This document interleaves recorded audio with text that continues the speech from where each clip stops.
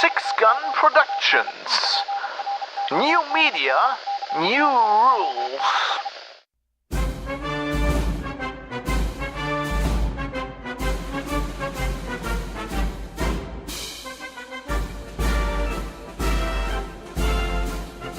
This is Geek News Radio. Broadcast 55 for Sunday, January 28th, 2018. Fancy Blondes.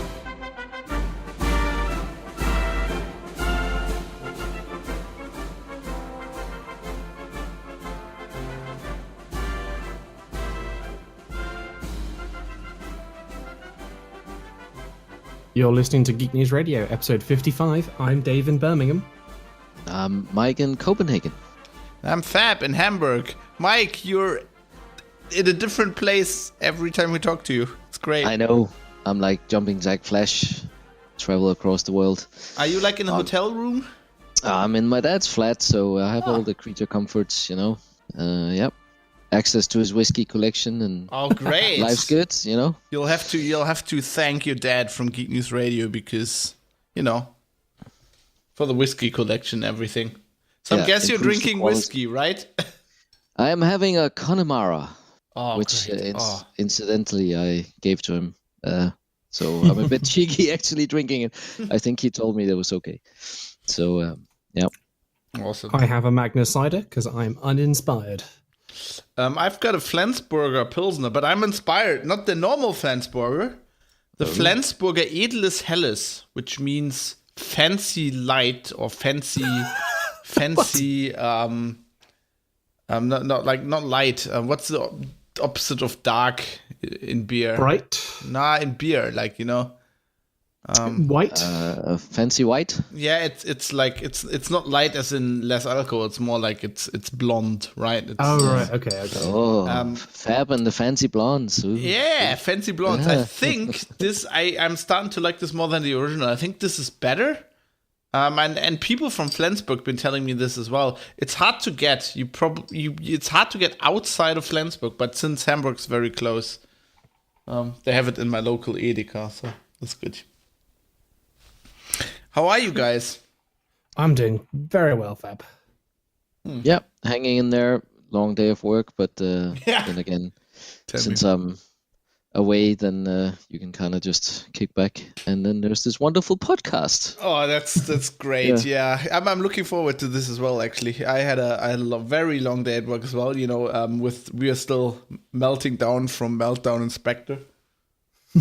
So. Why? But all the news has been covered, Fab. We're done with it now. It's fixed. Well, I had to explain it properly on another podcast. Oh, you know, the German one we do. And then I'm also, we're still doing other stuff about it. So it'll be a story for us for a long time. I'm not complaining. Pays the bills. Yeah, it keeps me in money. We should quickly talk about what we're going to talk about. I want to talk about Star Trek Discovery because we have it's back and it's good. Yeah, I don't know if Mike, have you seen it? No, sadly no. You'll have I've to. Seen you you put some Twitter pictures up, I think. Yeah, it's gone very 40K. Yeah, but I could see. Yeah. Mm-hmm. But we'll talk about that, and then I don't know. We'll talk. Mike has a ton of stuff. Mike's basically got enough things just to talk about until like next year. That's good. Mike's here for the Warhammer. We want that. Here for the Warhammer, staying for the crazy stuff off the web. Yeah, staying for the fancy blondes. Yeah. And I want to ask Dave about drones. Yes. But yeah, so first of all, Dave, you convened this like Warhammer thing. You said we're gonna talk to Mike again, right, for the Warhammer stuff. Yeah. Because of like you were reading.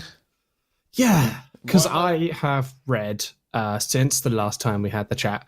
I've read The Crimson King, and then the book that comes after that, which I've already forgotten the name of. Oh my god! Now we'll have to go look it up. Ruinstorm. And Mike, what is up with these books? Like. What did you think of them first? So I remember you've read them both, right? Yeah. let's say like the Crimson King, I think is a good, decent Graham McNeil story. There's a lot of Is that about references. Magnus?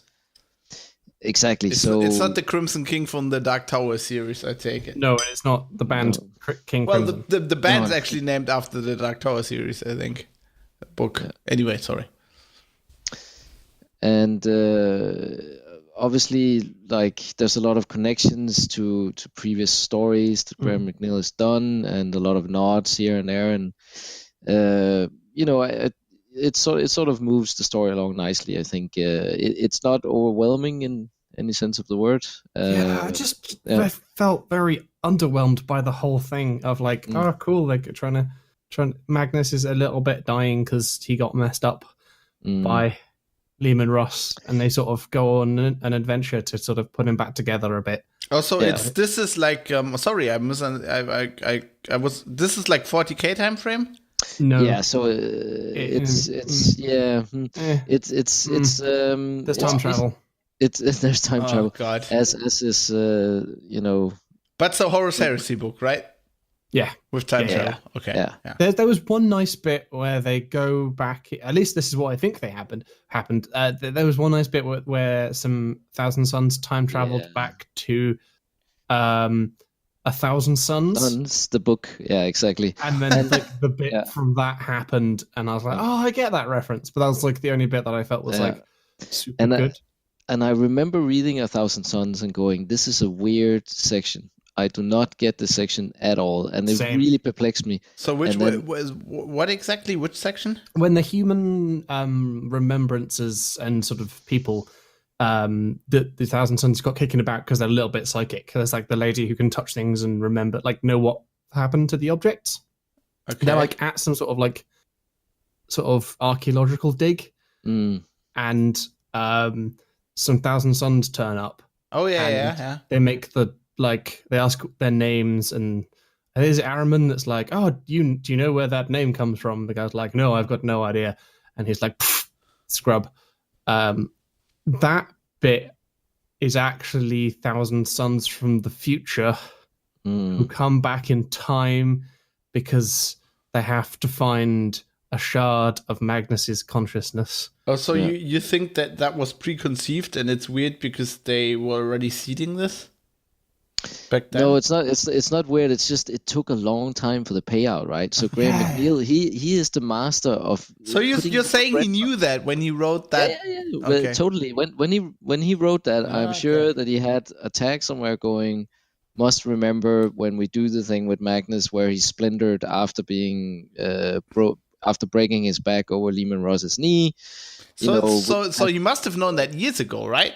Yeah, exactly. Yeah. About 9 years ago or something.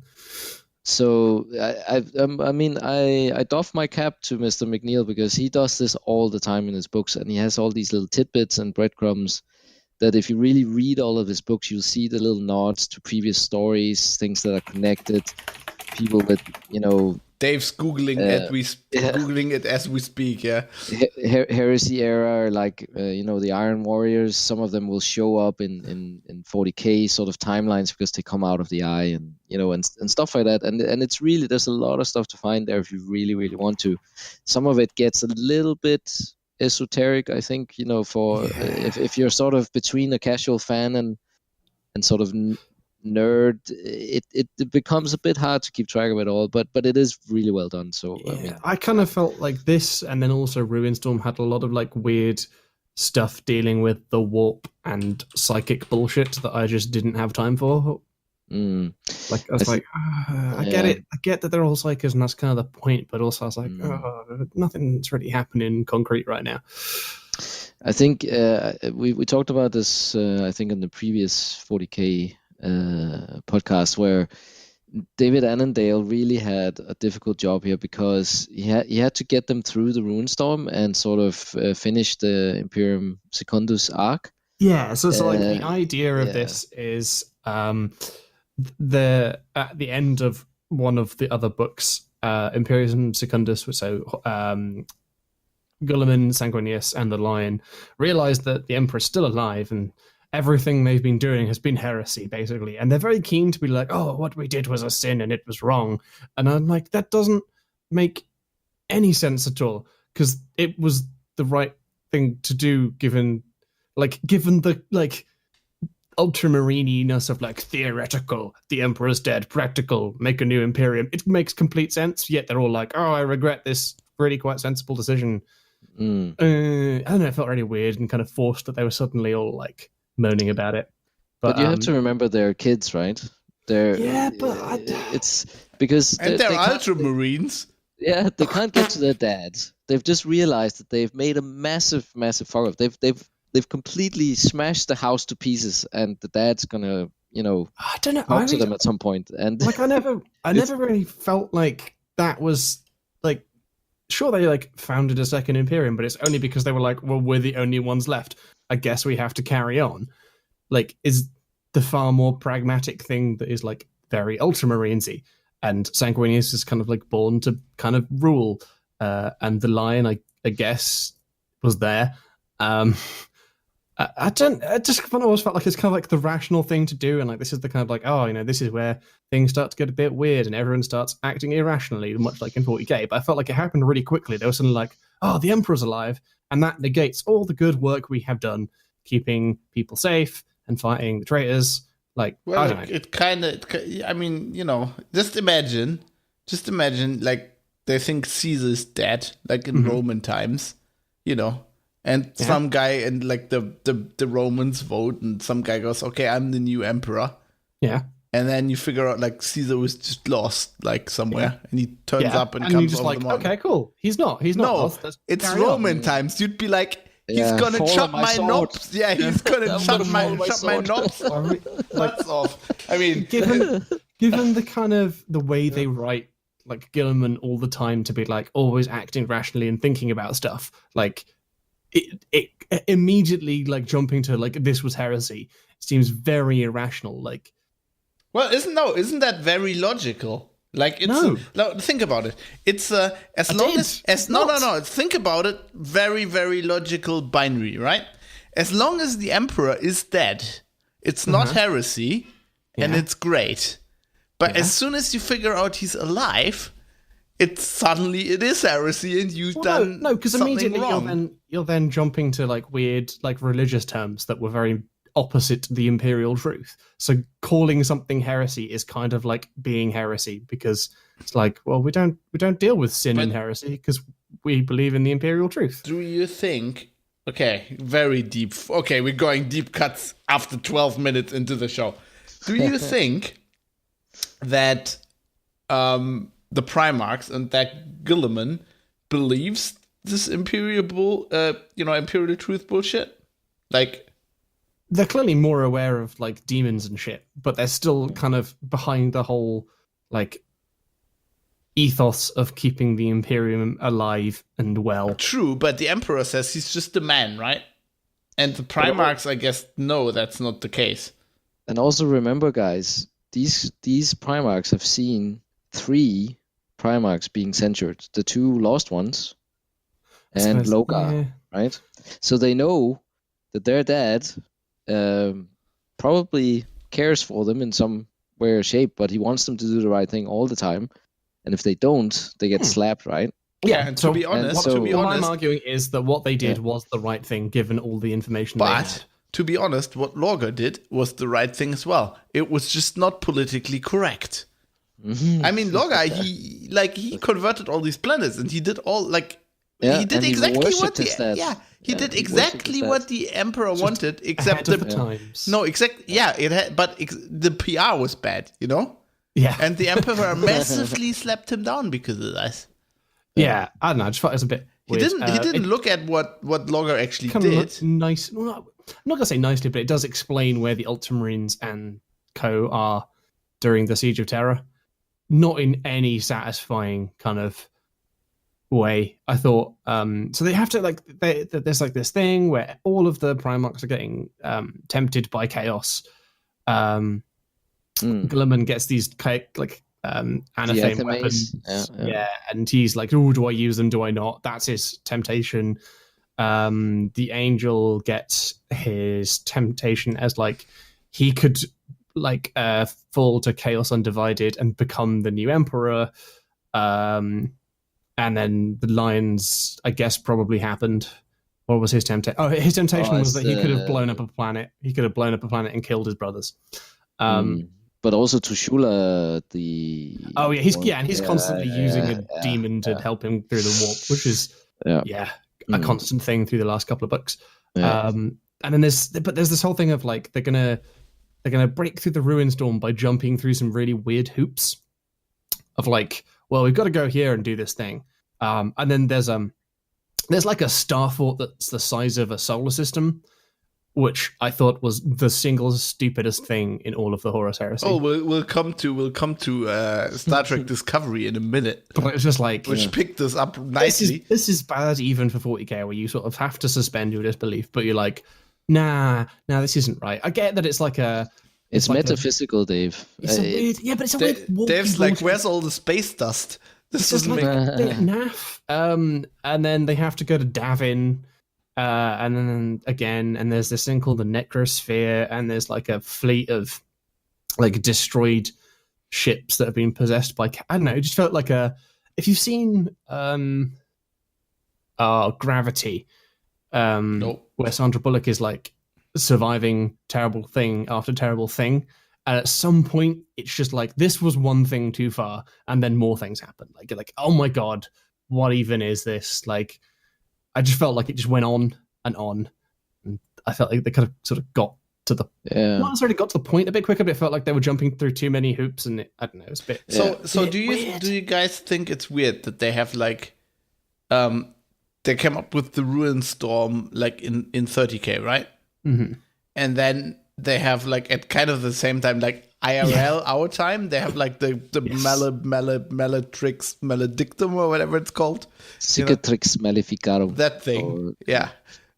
It's convenient, isn't it? No, it's kind of like just like they reused the same Deus Ex Machina, like a little bit. I think it's quite like it's a useful thing, and you can tell cool stories with it.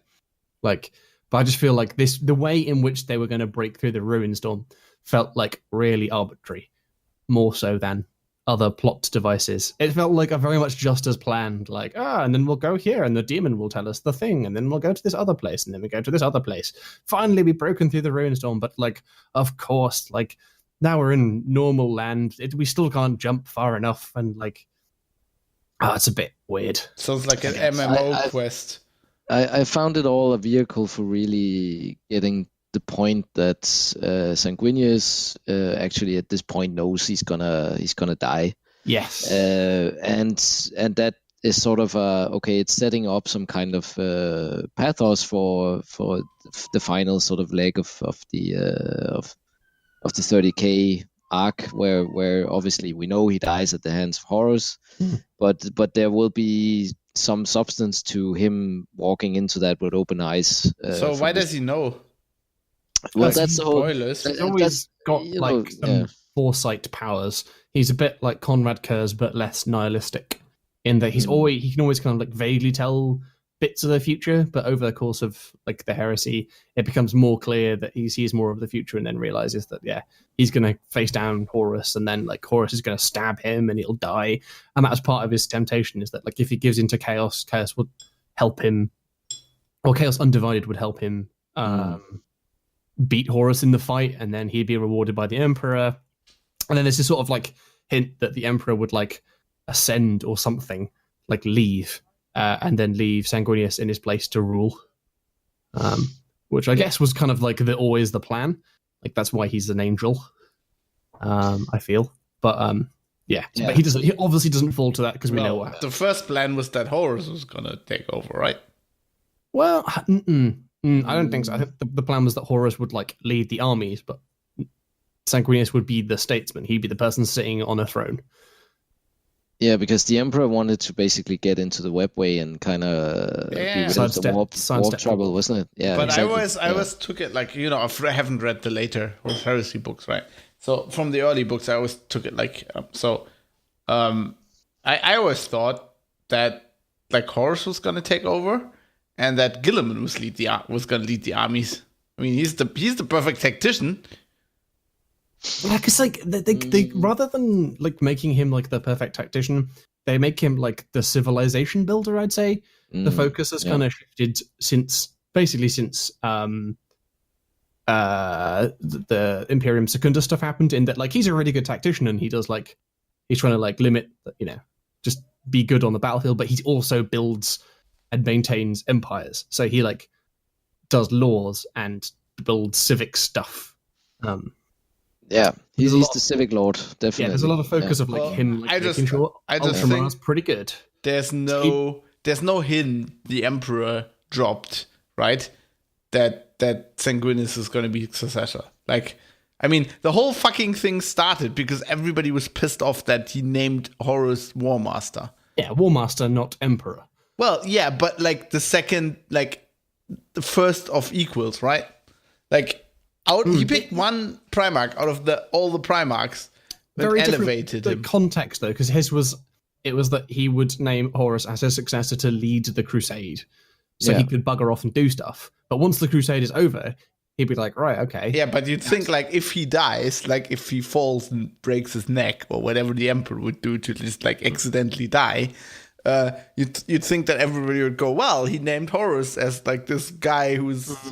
I don't know. I think that Sanguinius would be like the logical choice because he looks like an angel. He's the easiest one to worship. Like, all the people love him. He's like the Primarch that. I don't know. I don't agree with you. I think Dawn or Gilliman would be a much. Oh no! So like later on, Dawn is just such a dickhead to everyone, to a point of like, I will defend the thing, and I will defend the thing well, and I will annoy every single human being I ever meet. Yeah. With just being so serious and never but still having a joke. Like, it's not like the Emperor isn't a dickhead. No, he is, but like he still has like. What does Sanguinius have except wings? Like, don't get me wrong, I like the Blood Angels, right? But like, it doesn't seem like I'm just going by what I've like by the early books and by like the old lore and shit, and it doesn't seem like he's got anything to set himself apart except he looks like an angel. Oh, sorry, he's Sanguinius, super good at combat. Like, he's very powerful. Yeah. And like the Blood Angels Legion were all about like preserving artwork and things. So they were very much like the Cultura Marines in that, like, they're the ones who kept all the statues and didn't fall to chaos. Well, the aesthetic Primarch and a bit of a diplomat as well, I think. And he got on with like all of his brothers, sort of thing.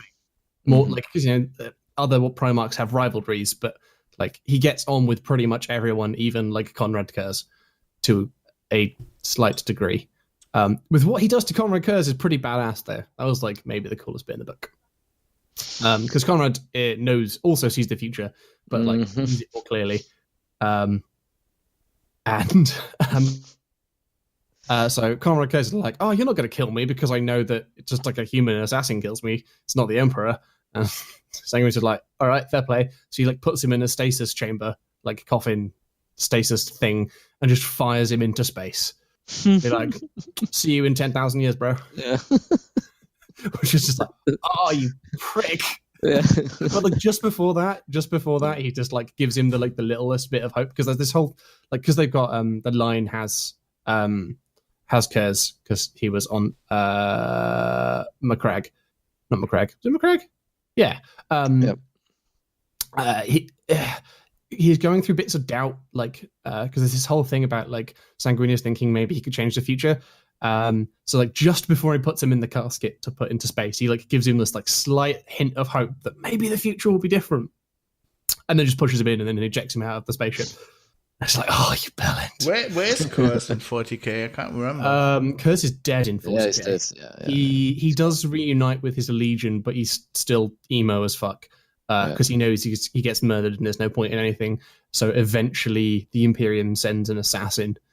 And Kurz is like, yeah, all right. And then just gets killed.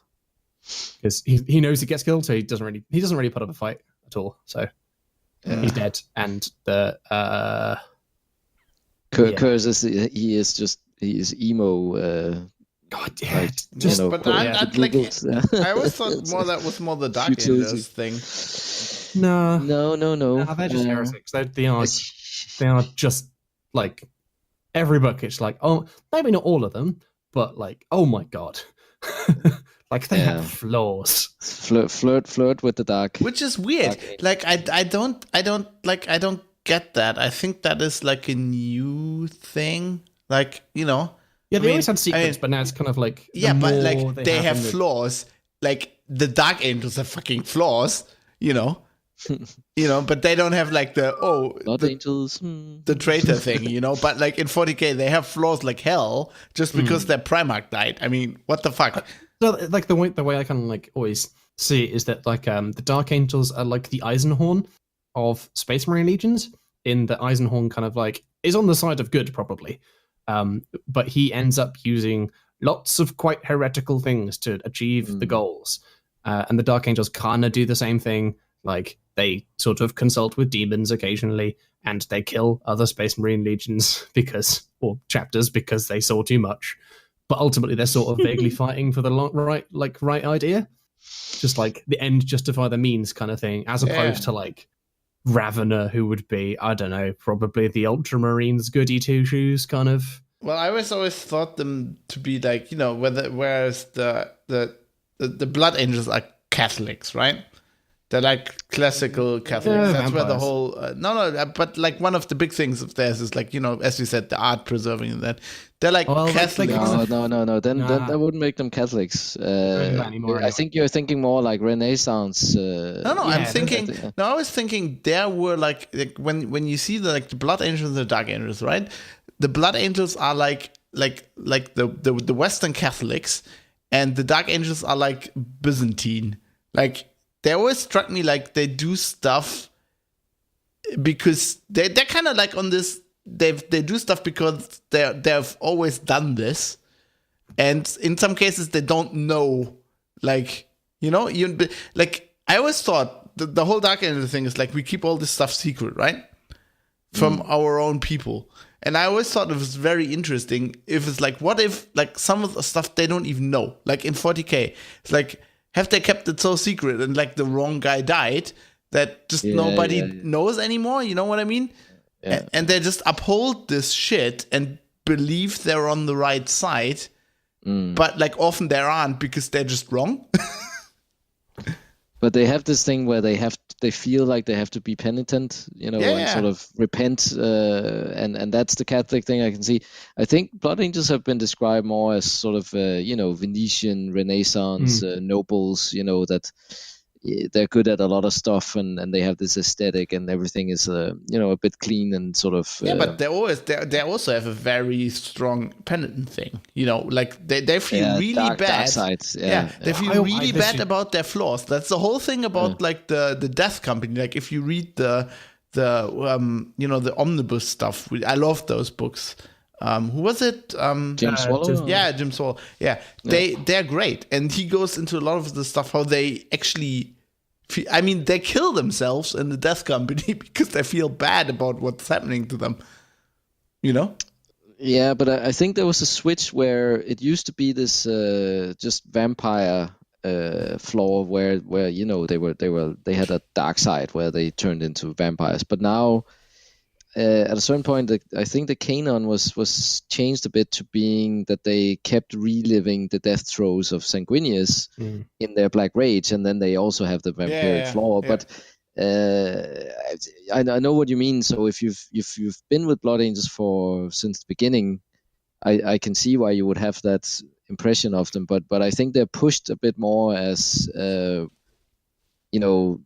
Aesthetic sort of warrior priests that have a flaw. You know, it's definitely like the way they're portrayed. The legions has definitely changed over the course of the Horus Heresy. I think I don't like it. Doesn't not even the Horus Heresy. It just like has changed. Yeah, since the beginning. I mean, it's like it changed like in their portrayal since the beginning of the Heresy. But like even compared to like comparing it to like Rogue Trader, like not even going that far. I think in the last 10 years they've changed quite a lot. I mean, that's what I don't like. Like I get the whole joke about the Dark Angels are traitors. You know what I mean? But like I think they're playing that meme a bit too much.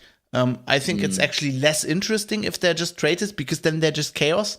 I think it's more interesting if the Dark Angels are like Mike said before, or you said, Dave, that like they are a bit like, they in their heart they want the right thing, but they just don't know. But no, or they don't know, or they can't do it because they can't get this truth to come out, And then they have this tragic thing, and that's always where I thought they were very emo, because they could in a perfect world, the real emos are the Imperial Fists because they have the pain glove. I think that that's true, but I think the Dark Angels are quite emo as well, because if you read lots of the Dark Angels fluff and stuff, they are like so they could they all their things about repenting, right?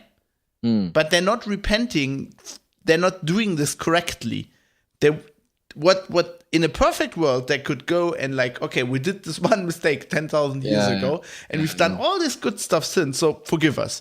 But they know that repentant that isn't coming. The forgiveness isn't coming. Will never happen, and that's why they're emo, because they want to repent publicly, basically, but they can't. You know what I mean? Yeah, because if it came out what they are still sitting on, it would be the end of them. They would be annihilated. And so all the bad stuff they're doing, all the stuff they're doing that is actually not in the name of the Imperium, is just because of this, because they can't admit. Which I think is I love that. That's that's why I like the Dark Angels. It's a delicious irony. Yep. I'm with you there, and long may it last that it continues to have that side of it, and maybe they should just tune down a little bit, because I think also around the Gathering Storm, where it was nice for them to have Cypher, for example, to come in and sort of deliver these kind of will he, won't he, where did he go, who did he work for, kind of things, and that worked for them, I think, in the storyline, but. As you say, they can push it too much. That's basically never go all out there or just chaos. Yeah, Yeah, exactly. Don't do that, because you've got it. You've got enough Chaos Legions already. Yeah.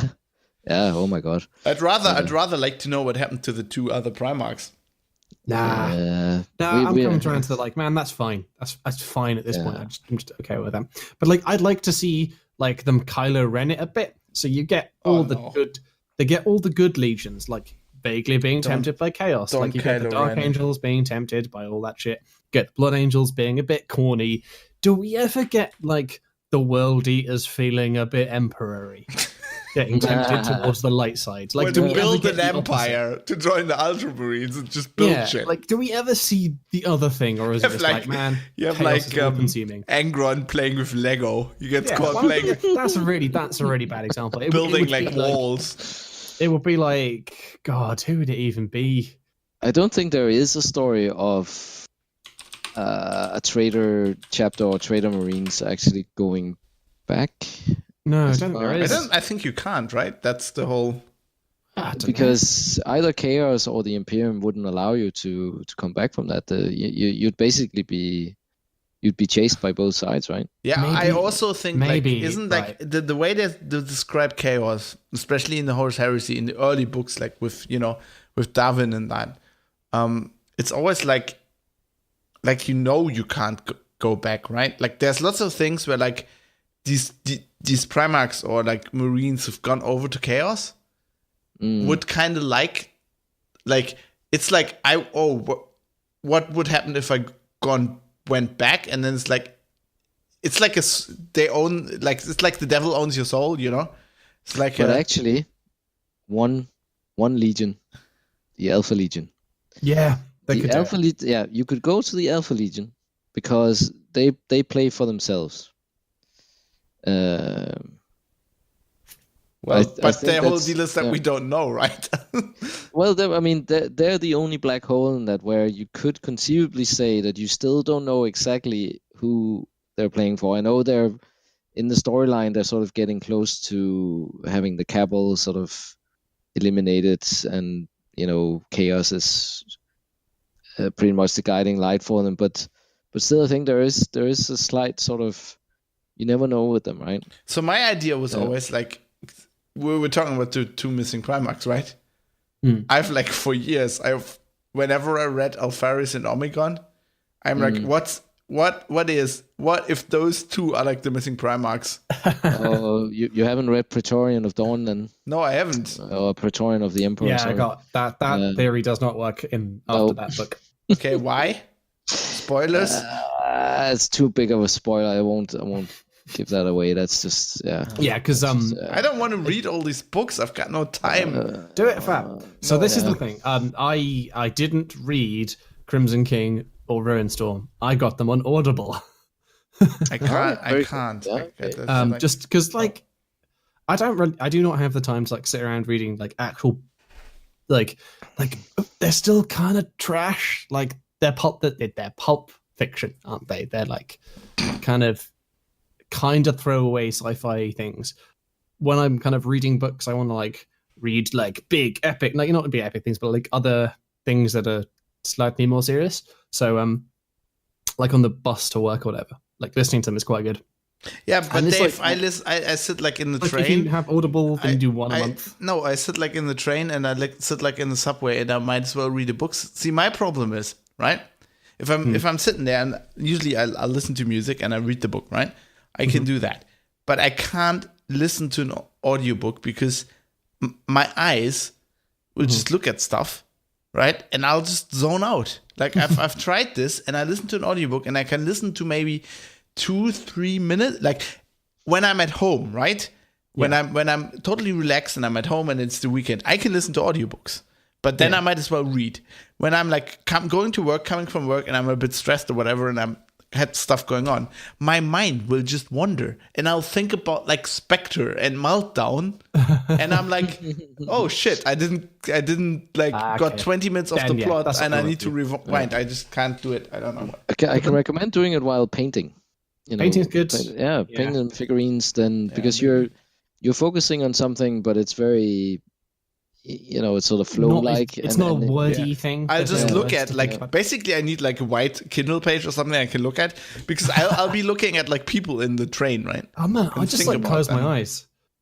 Just like then I'll fall asleep, Dave. Some guy's reading to me like after work. Fab, I could just see you with these blackout glasses on the train, just sitting there, like you're staring at the sun or something. Oh, I have to tell you a story. So when we were flying to Australia, Katie had like this. She bought like this sleeping mask, which like you completely black out. It's like this mask you put over your face, right? It's just like a black thing or whatever, and it's just to sleep on the flight. And she was like, "This is great. You need one too."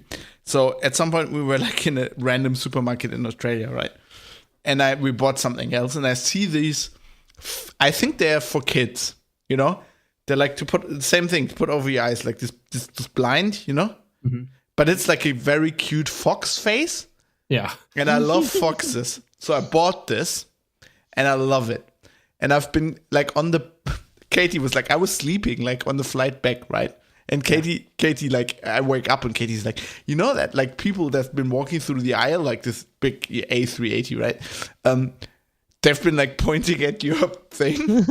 And then at some point I was like dozing or whatever. And the stewardess comes along with like drink or food or coffee or something, right? And I put like the this fox thing up, and I'm like, yeah, I'd like a coffee. She goes like, by the way, I love that mask. Yeah. And afterwards, Katie, we were like, she's a stewardess. She's seen everything. Stewardesses usually don't say this kind of thing. So maybe I should just wear that on the.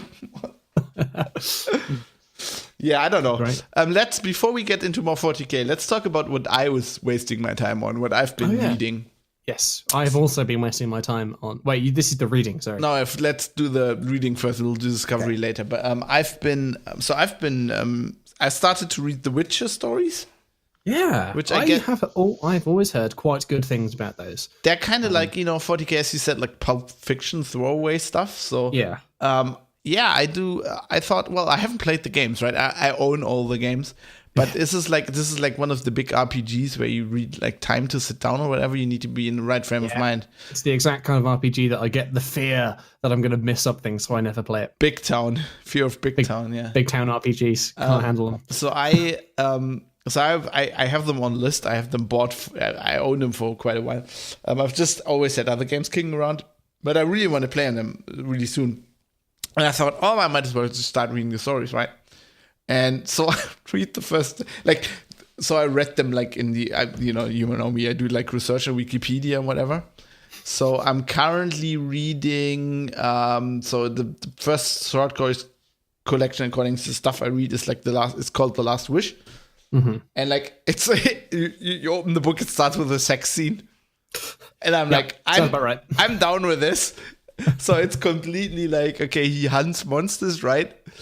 But quite often these monsters or evil sorcerers turn out to be sorceresses and female monsters. So it's very much like Conan-y. Yeah, he shacks everything. It's Kills amazing. all the things, seduces all the people. Yeah, it's really good. I like it so far. I really like it. It makes me sad that it's one of the things that makes me sad that I don't speak Polish.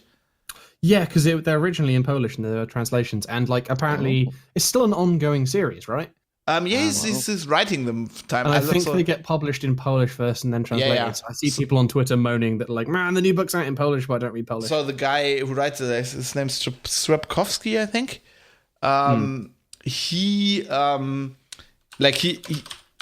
He sold obviously the rights to the game, so to CD Projekt, but he's got he doesn't. Sapkowski's his name, and Andrzej Sapkowski.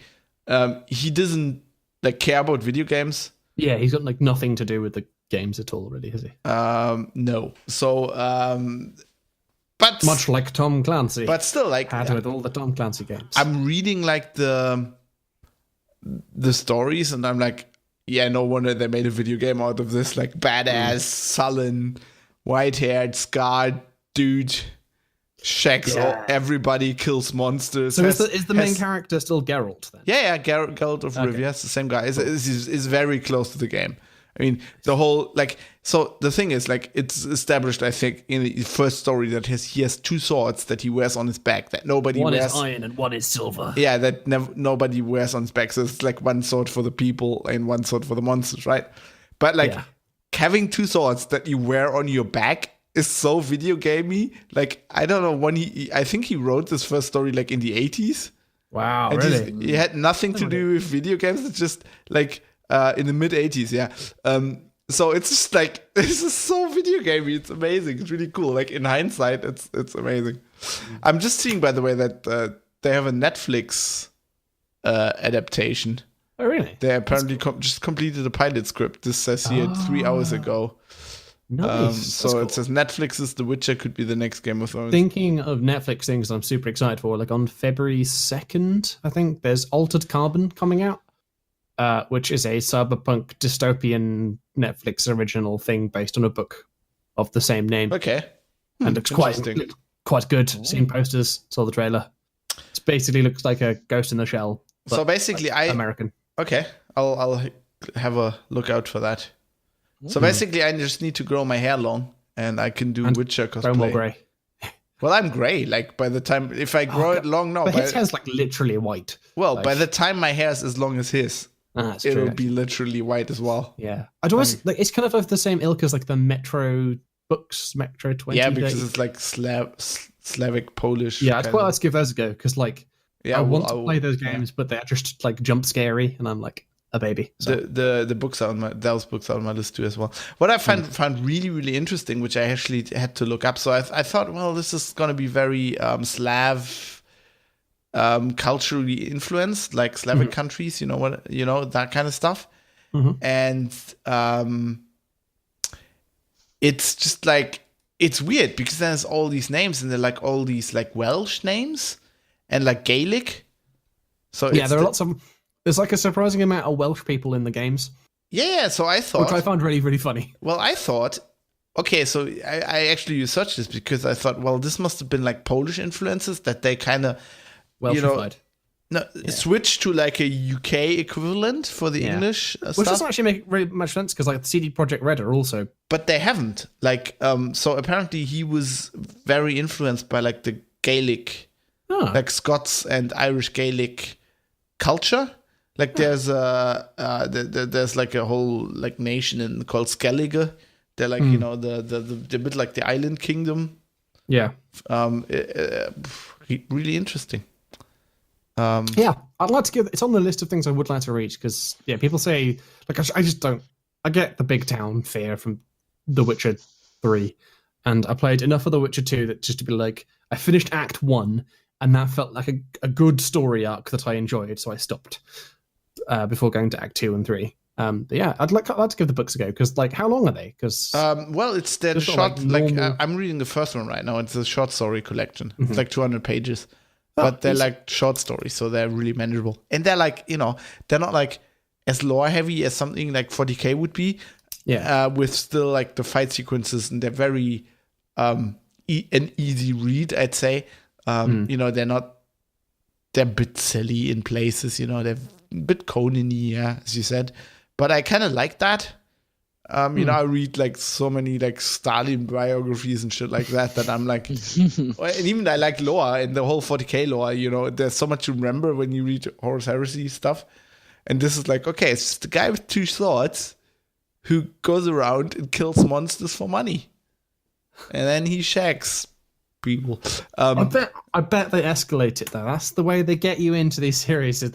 It's just a guy doing a thing, and then 7 books later, it's like, oh my god, I've got like 7 books worth of things memorized, and they've set up all of these different types of monsters that I have to keep in my head at one time. Yeah, he goes into the monsters a lot, which I have to like look him up because he's like the monsters are often like from Russian, Ukraine, like Polish mythology.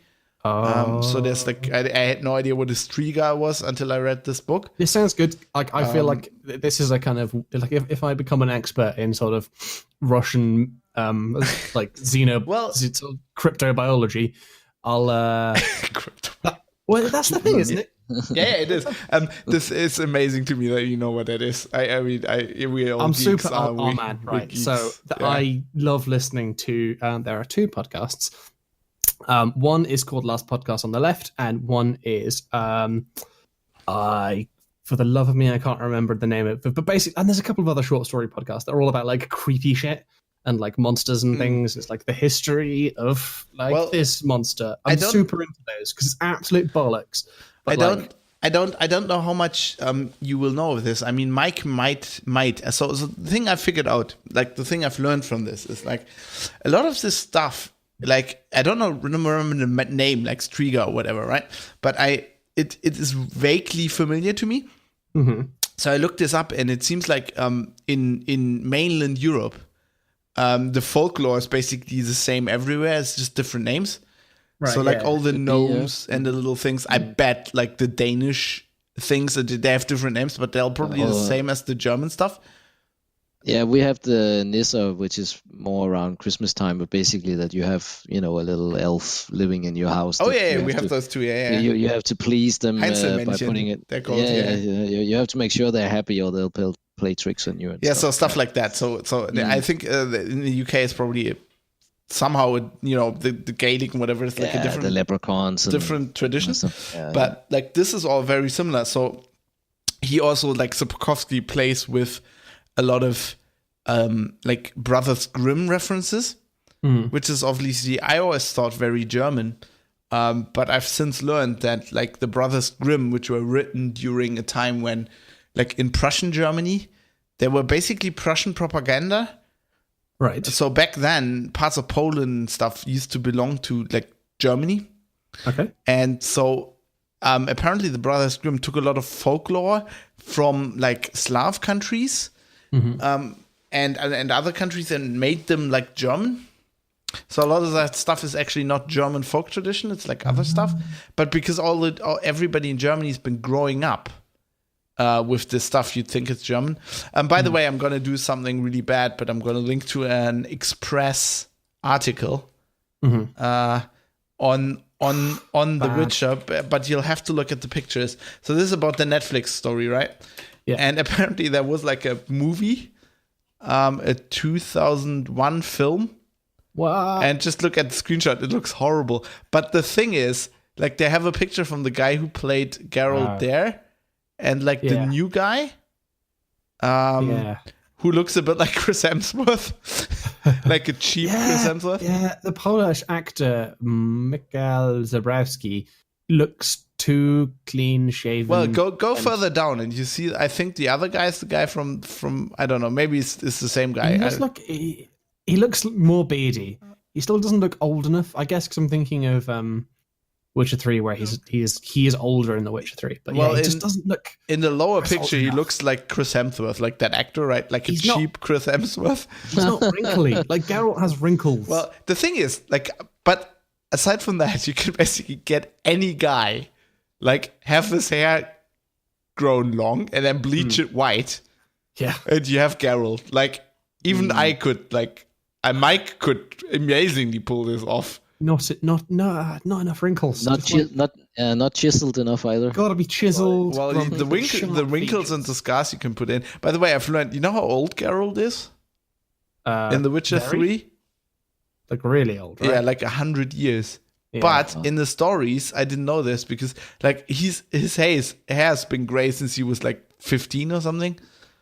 He did some magical test thing, and it's part of becoming a Witcher, right? Is that you basically do a shit ton of weird. Well, but all drugs. the other witches don't have that. Apparently, he did the weed test, or what it's called, the grass test of grasses or something. Yeah, you take a lot of forest drugs, right? And he did it. He coped with it better than all the others, so he had some extra modifications done, which is, I think, why he's special. I don't know. Magic man.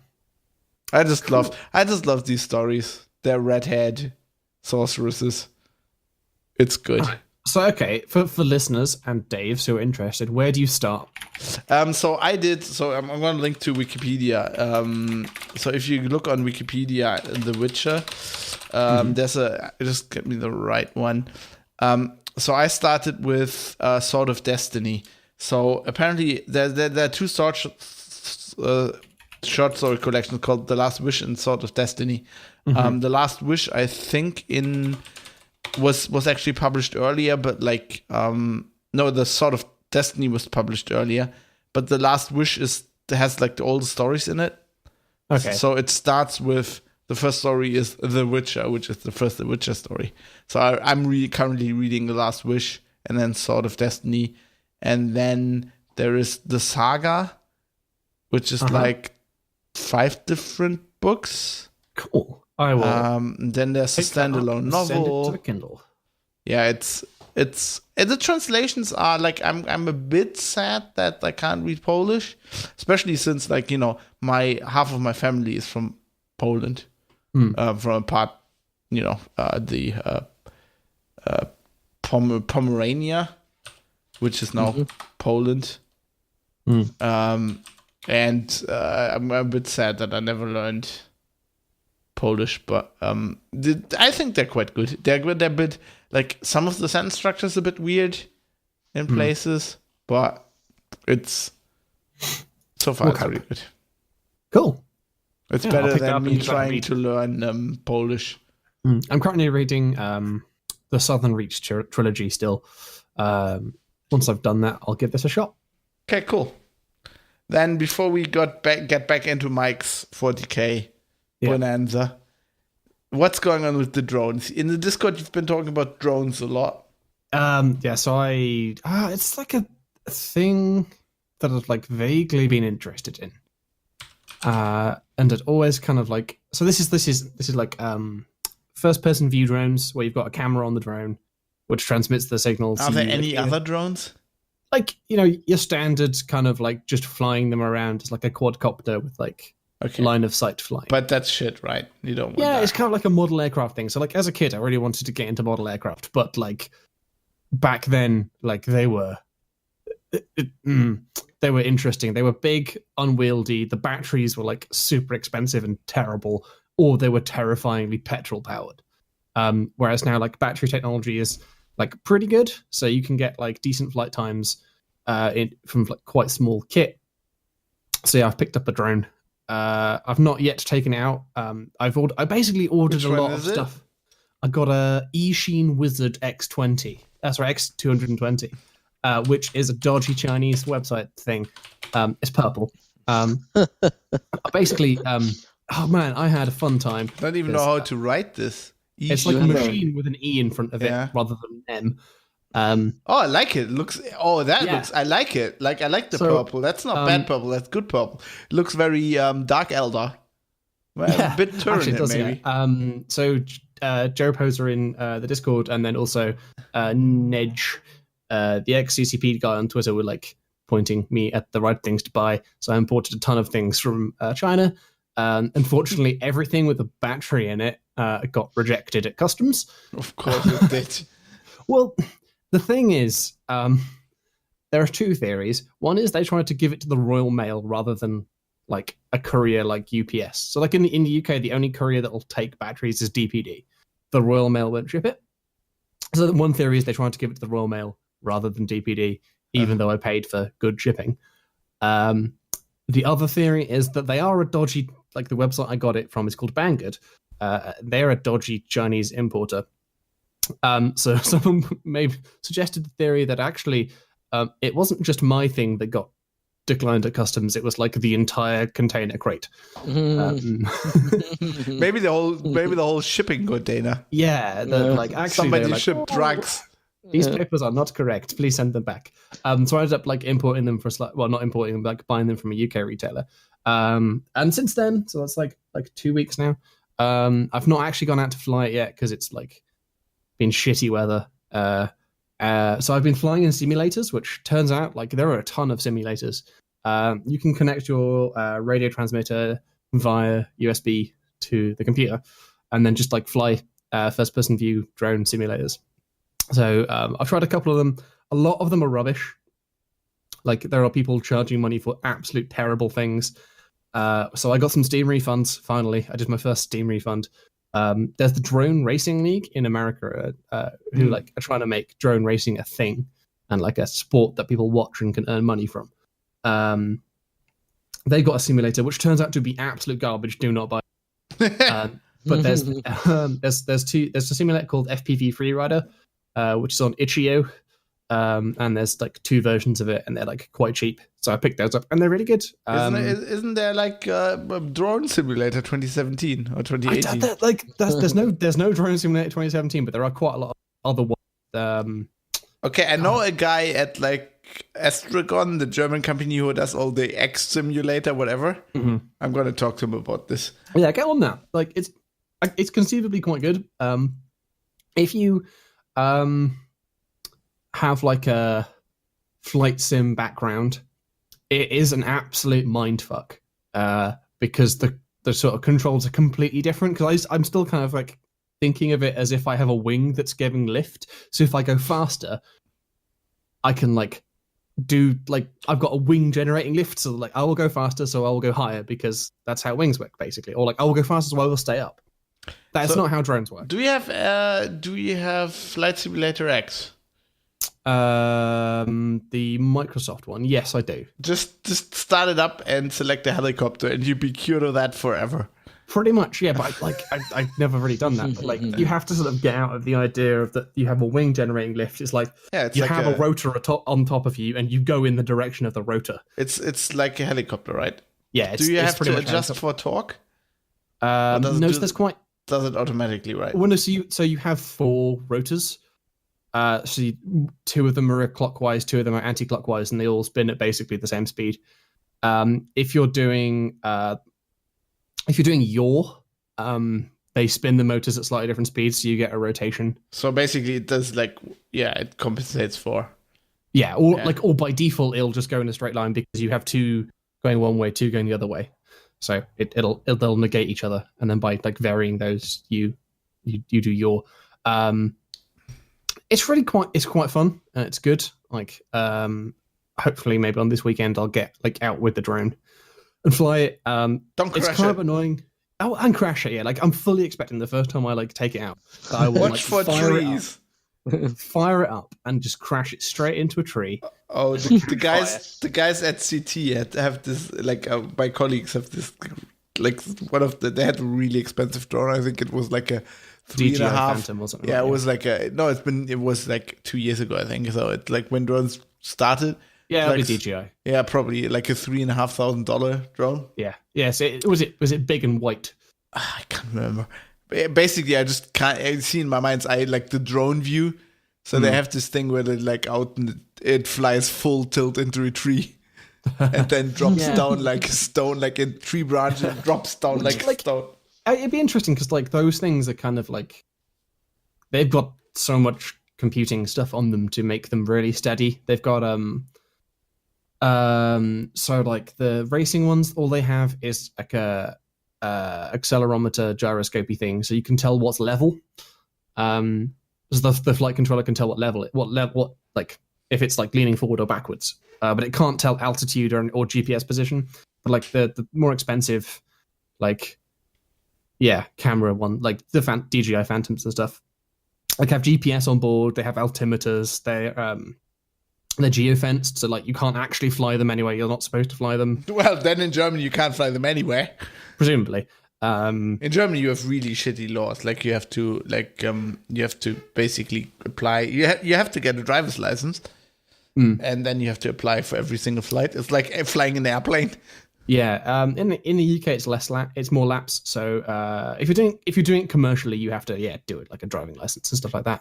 But if you're flying basically under 200 feet and less than 20 kilograms, there's just like some guidance on how not to be a knob to everyone in the vicinity. But unfortunately, Birmingham, in Birmingham, like because we're like where I am is quite close to the airport. It's a little bit of a drive away. I'm 300 meters. Yes, so you definitely wouldn't be able to fly that there. No, I wouldn't be in Germany anyway, but like here. So I'm. It's like where I am right now. I'm probably. That's like the thing that it's like. Fly it around how I'd want to. Like you'd never know. Like you wouldn't go above buildings. So I'm literally. I am literally 300 meters from the apron of runway 33 of Hamburg. I'm still Airport. in like the airspace zone where they're like please don't fly drones. So.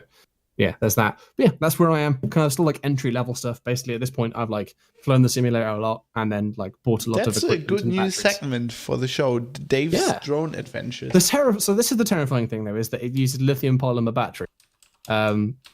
Which are really good, apart from like if they blow up. And the fun thing of that is like, it's like basically those videos like it's when like a Tesla. It's like a little flying Tesla. Yeah, except like a Tesla has a protective shell around the batteries. Drone batteries do not. Drone batteries, you strap them to the top of the drone, and that's it. But there's you're not on the drone, so what could the worst thing that could happen is somebody else catches fire. Well, like the worst thing. Well, yeah, like just embrace being a drone knob. You strap it to the top of the drone, and then to go forwards, you tilt the top forwards. So if you crash into a tree, you're basically mashing a battery into a tree. Well, I haven't seen that yet. My favorite drone videos to this day is like the drone camera footage where you see, for some godforsaken reason, the drone loses its battery. So you see, like in the view, you see like the battery falling out. Oh, and they're like the little connectors, like a hard drive power connector, right? And you see like the battery falling at the drones, like I don't know, that's quite bad. It's like 500 meters up or whatever. Someone took a hexapod. It's like a 6 propeller drone above the clouds, entirely like ignoring any sort of safety concerns. But what I think happens, like basically it goes up so high, it gets so cold. Oh, it goes through a cloud. I've seen this. And then it sort of like condenses, water condenses inside, and it just dies and it falls. Yeah, I've seen this. So far. Also, another favorite drone footage is from the Sabaton Open Air last year. Oh, really? Yes, they posted this on their Facebook page at some point. It's Corolus Rex at Sabaton Open Air in Falun last year. Yeah, filmed from a drone. I'm gonna find it for the show notes. By the way, you'll have to wonderful sake there, or Yes, you know what? I haven't done this show. Segments, my hands. I can play the uke again. Yeah. So segue to soap time. Soap time. We're getting closer, and it's really good. They're now posting. Showtimes. There's still a few slots not filled, but oh my god, the Saturday from I think it's about 5:45 or something. Powerwolf. Yes. Then Battle Beast. Yes. And then Sabaton. Yes. It'll be about 4 hours of absolute ecstasy. I can't wait. Imagine. So Can good. you imagine? It's gonna be so good. Like, I'm so my excited. god! And we got what was it, like the day before yesterday? They confirmed the Darkness are going to be there, Yeah, so I it's get so to fulfill that dream of like a child. And like, oh, the Darkness, they're so good. But so many people hate them. Like the Facebook page of people complaining, like, oh, the Darkness are terrible. And I'm like, shut up, they're great.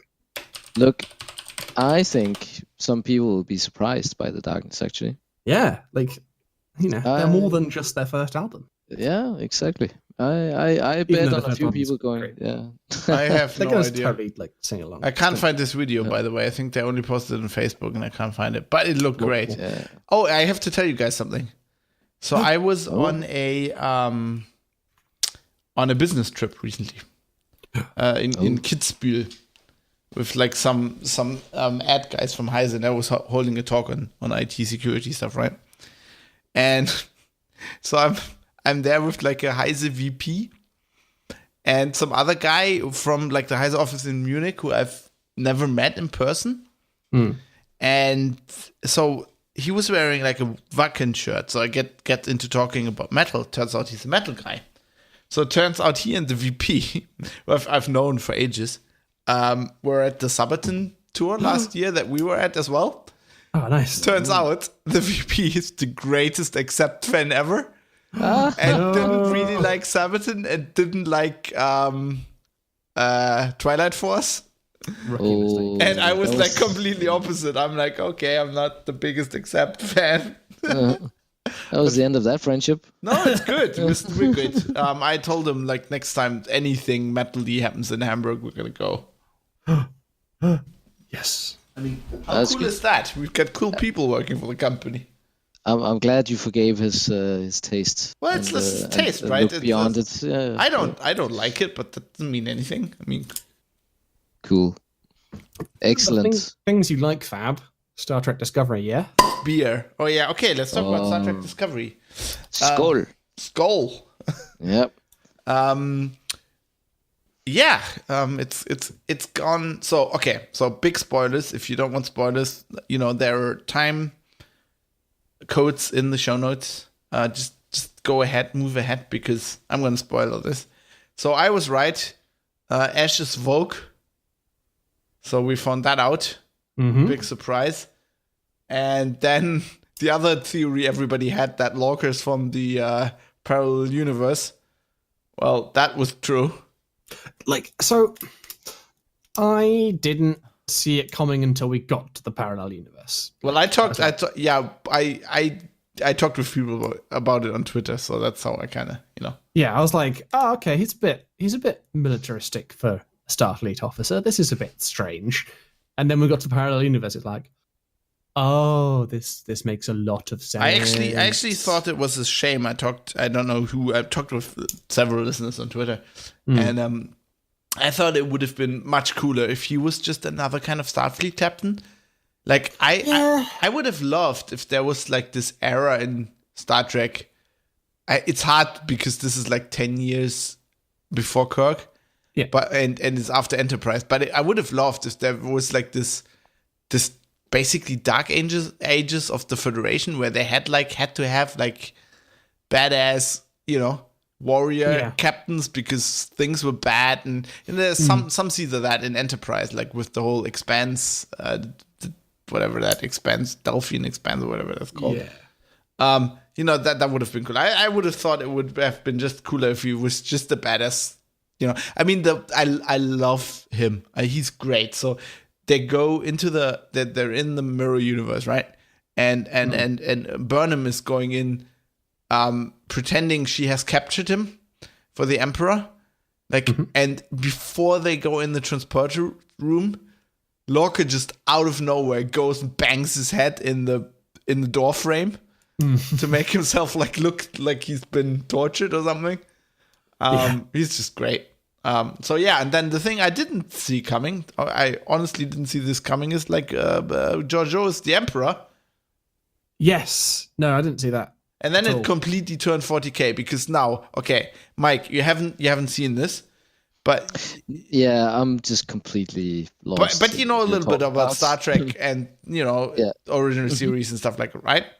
So you'll realize if I describe this to you, what's going on. So they're in the mirror universe. We know they're all evil. People have weird beards. Sarek, by the way, has like a weird goatee, which is great. There's a Spock goatee homage there. But we see like this ship. So the Imperial Palace, it's called the Imperial Palace, Oh no. is a big ship that, as far as I can tell, has a sun in the middle of it. Oh no.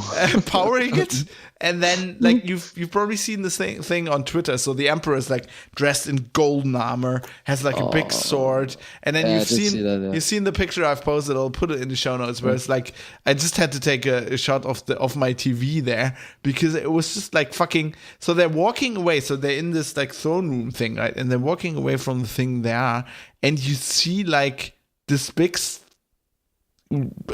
relief over it of like Gujojo, who's the emperor. This is the first, like the woman walking in front, and that could be Conrad Kurz Yeah. right there. That's just. It's ridiculously 40k, and I love it. It's so like nice. all this gold stuff, and they keep stabbing. I mean, okay, the whole stabbing everyone is like, okay, that's the 40k, the Star Trek Mirror Universe. But like, actually, people have been saying, well, it's just the Mirror Universe, but like the Mirror Universe in Star Trek was never kind of like this. It was always had like this comedy touch, you know, where Spock has a goatee, and like Cisco is like this, like basically prostitute for like Kira, who is the evil. It's always been very humorous. And this is just like fucking full on gold everywhere, stab everywhere, torture all the time, eat. Grimdark. Like they're literally eating. So the first officer in Discovery is like this guy from a race called the Kelpians, who the whole thing is like they were the hunted species on their planet, which is a bit weird. You think how did they develop space travel if they're like hunted by every predator on the planet? But in this latest episode, so the Emperor has Burnham like meet her in her quarters and they'll eat together. Mm-hmm. And before she's just like pick a Kelpian, and Burnham has figured out that they use like this race as like nameless slaves to clean them. Like at the episode before, she gets like scrubbed in a bath by one. So she thinks, okay, she's gonna probably give them to me as like a gift. And then they eat like this soup, and the Emperor basically says, well, how's your Kelpian taste? And then she has to eat like one of the so the first officer has the thing. So Kelpians apparently can instinctively, they know fear, and they have like this cilia coming out of their neck, like behind their ears. They have like spidey senses, basically. Yeah, but they have like these things that come out of like folds in their head. And so she basically gives it to Burnham as like a delicacy. And I thought, so Nekoma Martin Green did an amazing job on this, like looking like she was going to puke while she was eating this, but still looking like she was suppressing it, as you would. I thought that really good, but very 40k. What did you think, Dave? I totally agree. Yeah, I think I mentioned previously I kind of like dropped off it just because like it finished like before Christmas. Yeah, that was like one of and these weird breaks, right? Yeah, it was like just this weird break that I just like, oh, it's back. I guess I'll come around to it. So I had to like binge watch like 4 episodes in a row or something. But I got like one episode and I was like, holy shit, this is fucking amazing. Like, so cool. I think Lorca's been actually owning it. Yeah, like. Lorca's really, really good. Like, he's such a good character. I love him. And now it's basically transpired that he was from the Mirror Universe. He got everybody to the Mirror Universe, so you could call the Emperor and become Emperor. Yes, probably. I like the little things they put in. So there's in this latest episode, there's like this sequence where Stamets, who is the chief engineer, everybody thought he was dead.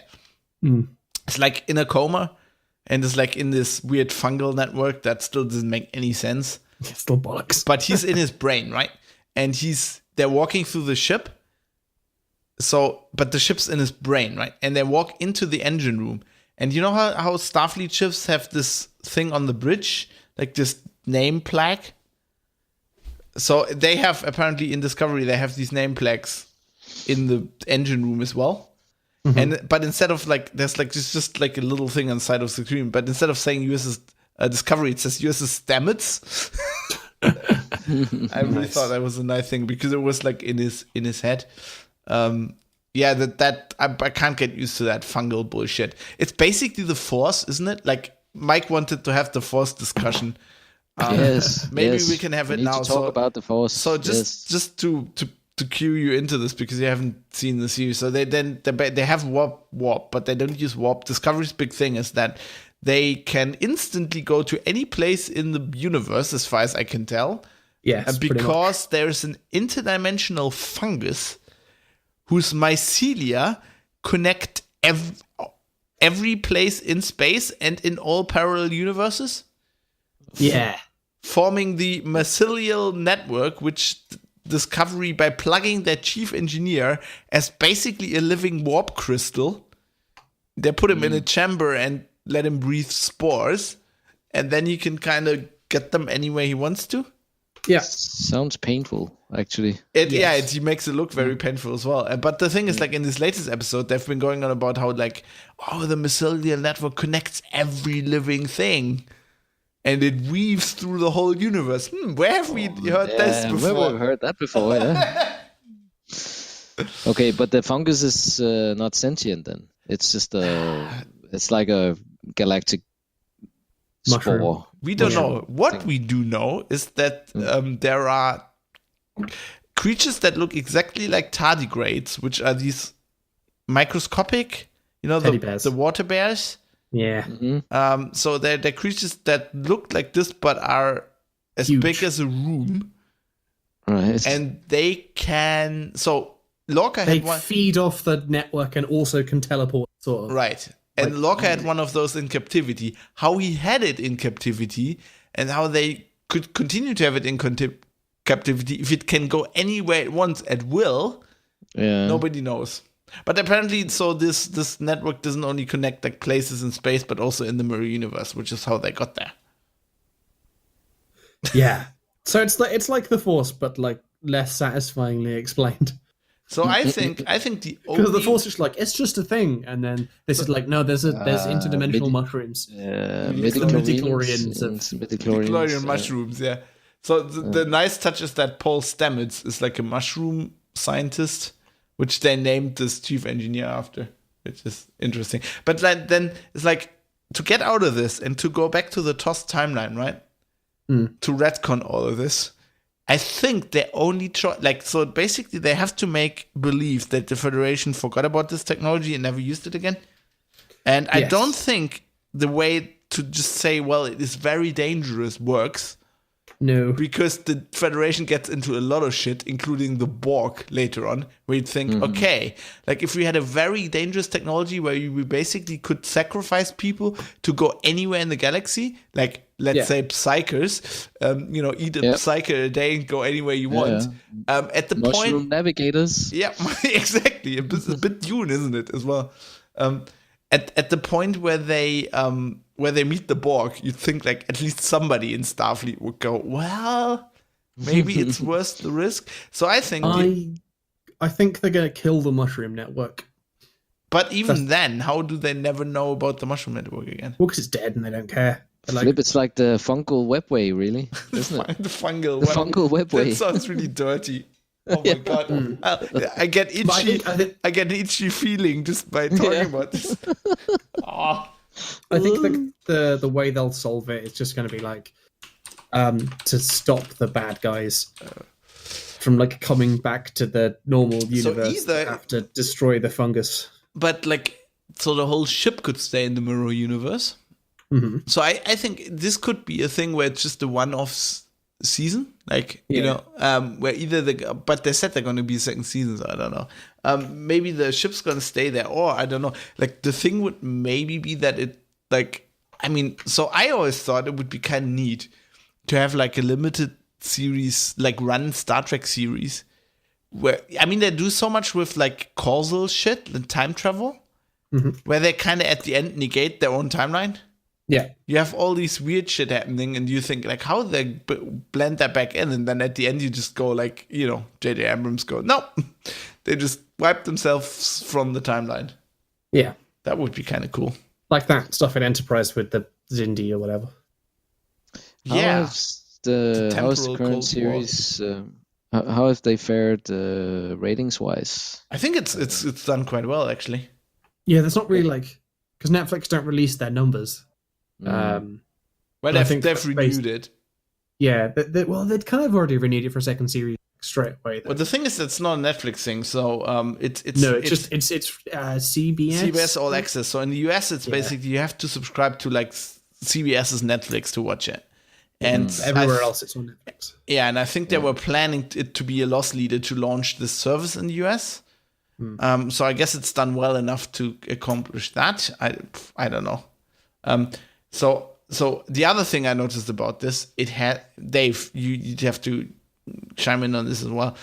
I think it has massive expanse envy. Like it started in the first episodes with like the space suits and shit, but now like the latest episode, there's some of the visuals. Yeah, I think they're definitely like riffing off it, being like, oh, there's this other kind of cool new science fiction thing. Why would they not borrow a couple of things from it? Didn't you think this mycelial network dying shit looked a lot like Protomolecule in Red?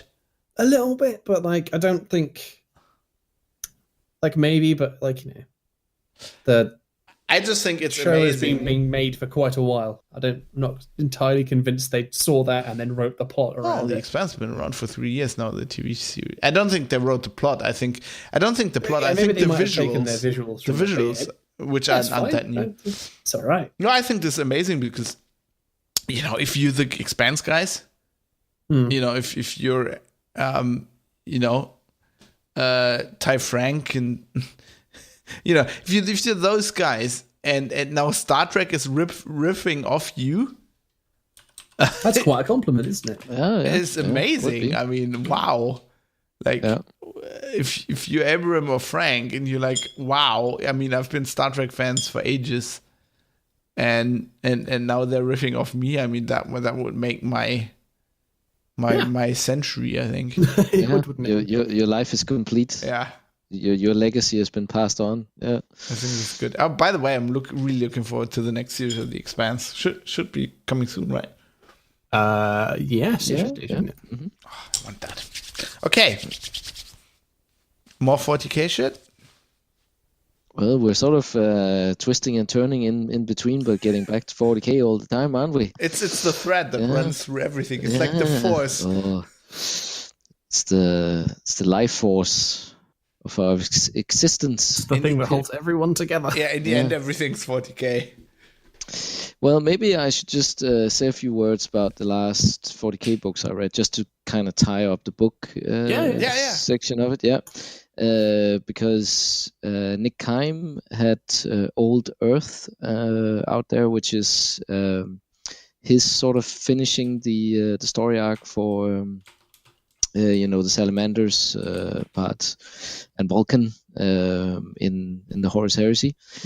So if you remember, Vulcan has kind of been through the wars and through the ringer. Really, he gets tortured, he dies, he resurrects, and in Old Earth he kind of connects with his roots, so to speak. So he travels to the center of Nocturne together with some of his most trusted Salamander lieutenants, and we get a sort of a view into this thing where, if you remember, there's been hints before about how the worlds that the Space Marines live on, that they sort of provide this kind of primordial energy in a way. For Space Wolves, for example, as well, they would have this, like their sort of psychic powers and so on is sort of connected to Fenris. Mm-hmm.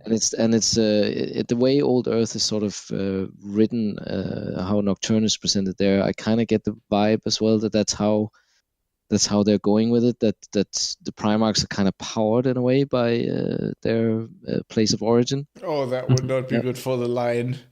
Yeah, it's kind of well. It in that maybe sense, that's why he's asleep. It fits perfectly in the sense that you had the Ouroboros and the sort of Chaos Taint on Caliban. So that was sort of the the duality there, the light and dark kind of thing. And then yes, maybe blowing up the place knocks him out. Who knows? But it's interesting. I can see they're kind of making that link. But as the title says, he ends up on Terra, of course. That is, by the way, a great cover. It is really that guy like, nicely presented. Yeah. There's like one guy with the green mohawk, and the other guy has like red hair. Yeah, it's amazing.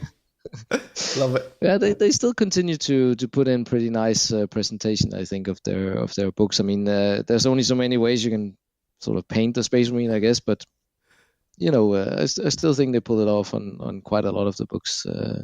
So it's interesting. His story sort of finishes a bit. There's I won't give too much away about, but you kind of get the overall, let's say, what is Vulcan's strength? Because he's one of the sort of Primarchs that always fall a little bit to the wayside, because we had the discussion earlier. Like Sanguinius is the guy that gets offered up. He's kind of the martyr, the sort of perfect son that he gives his life off, and then you have the perfect statesman and the master tactician and so on and so forth. But Vulcan, he's kind of a nice guy, isn't he? Yeah, he's the nice guy. But is that the trait you want to? Is that the trait you want to know him by? What else is it? And it's not that he's sort of fire. It's not that he's what's the word? But basically he's immortal, right? He can't die. But there is something else which is presented in this book at the end, and there's some shady work being done by the Eldar. They kind of have a hand as well, where they're pulling at the strings of fate to kind of machinate some things that you get a glimpse into the future as well. Because it's their, as far as I remember, it's Eldrad Ultran, the master Farseer, who kind of he does some machinations in the book, and obviously he has to, because he's been trying to get rid of the Cabal that have, if you've read all the books, you know that they're the ones trying to bring about the kind of the destruction of the human race, and sort of burning up Horus and everybody else in a big war, so everybody gets wiped out and nobody falls to chaos, which is kind of their thing that they want to do, but that gets foiled, of course, by the turn of events, and then there's the slow lingering death of the Imperium after 10,000 years. So it's all of those things are kind of tied into this book, and it's kind of interesting to see how they're trying to fill in the narrative and give Vulcan a place, and it's quite a. I was quite surprised actually by the way he's portrayed, as that is his function in the Pantheon. So when you read it, I think you'll be quite surprised as well, actually. So yeah, I liked it. I like the Salamander story. They're a different legion, and kind of, as you say, they're the softer side of the Space Marines, and they still have that. Except for all the burning. Yeah, the fire. I love that. It's like they're the nice guys, and then suddenly fire. And then they burn everything. So talking about the pain gloves, these guys are like, oh, let's put ourselves in a room for 3 days with like coals, and then just like brand ourselves continuously. Yeah.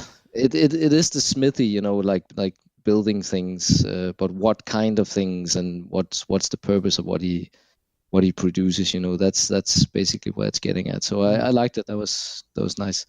Then I also read the Black Legion, which is the second book in Aaron Dembski-Bowden's series about what happens with the Black Legion being formed after the Horus Heresy, and basically this sort of struggles and machinations of. It's a really weird story where they like take Horus's corpse and lose it. Yeah, there's still a lot of that to come, but yeah, you're right in the first book where he kind of gets resurrected. Well, I don't know this from the books. It's just like I just know this from the backstory blurbs, in the codexes for years. Yeah, exactly. And in usual style, Black Legion is really well written. I mean, I would always say that he's after Dan Abnett, Aaron is their star, because it's just very sumptuous. There's always little details there. There's a lot of lore research that goes into what he writes, and it's just a really good continuation of the story. It sort of centers around how they're building up the Black Legion and sort of finding their place and stomping down all the other sort of heretical bands that are trying to be the alpha band, the top dogs, and Isakar Kayun, the master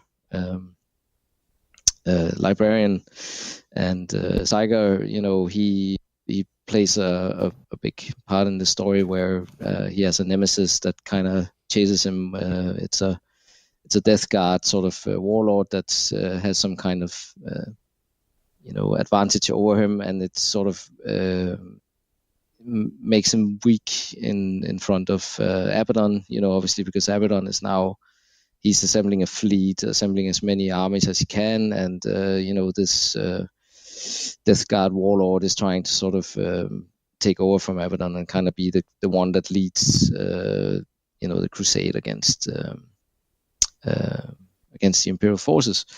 And there's a beautiful rendition of how Abaddon meets Sigismund.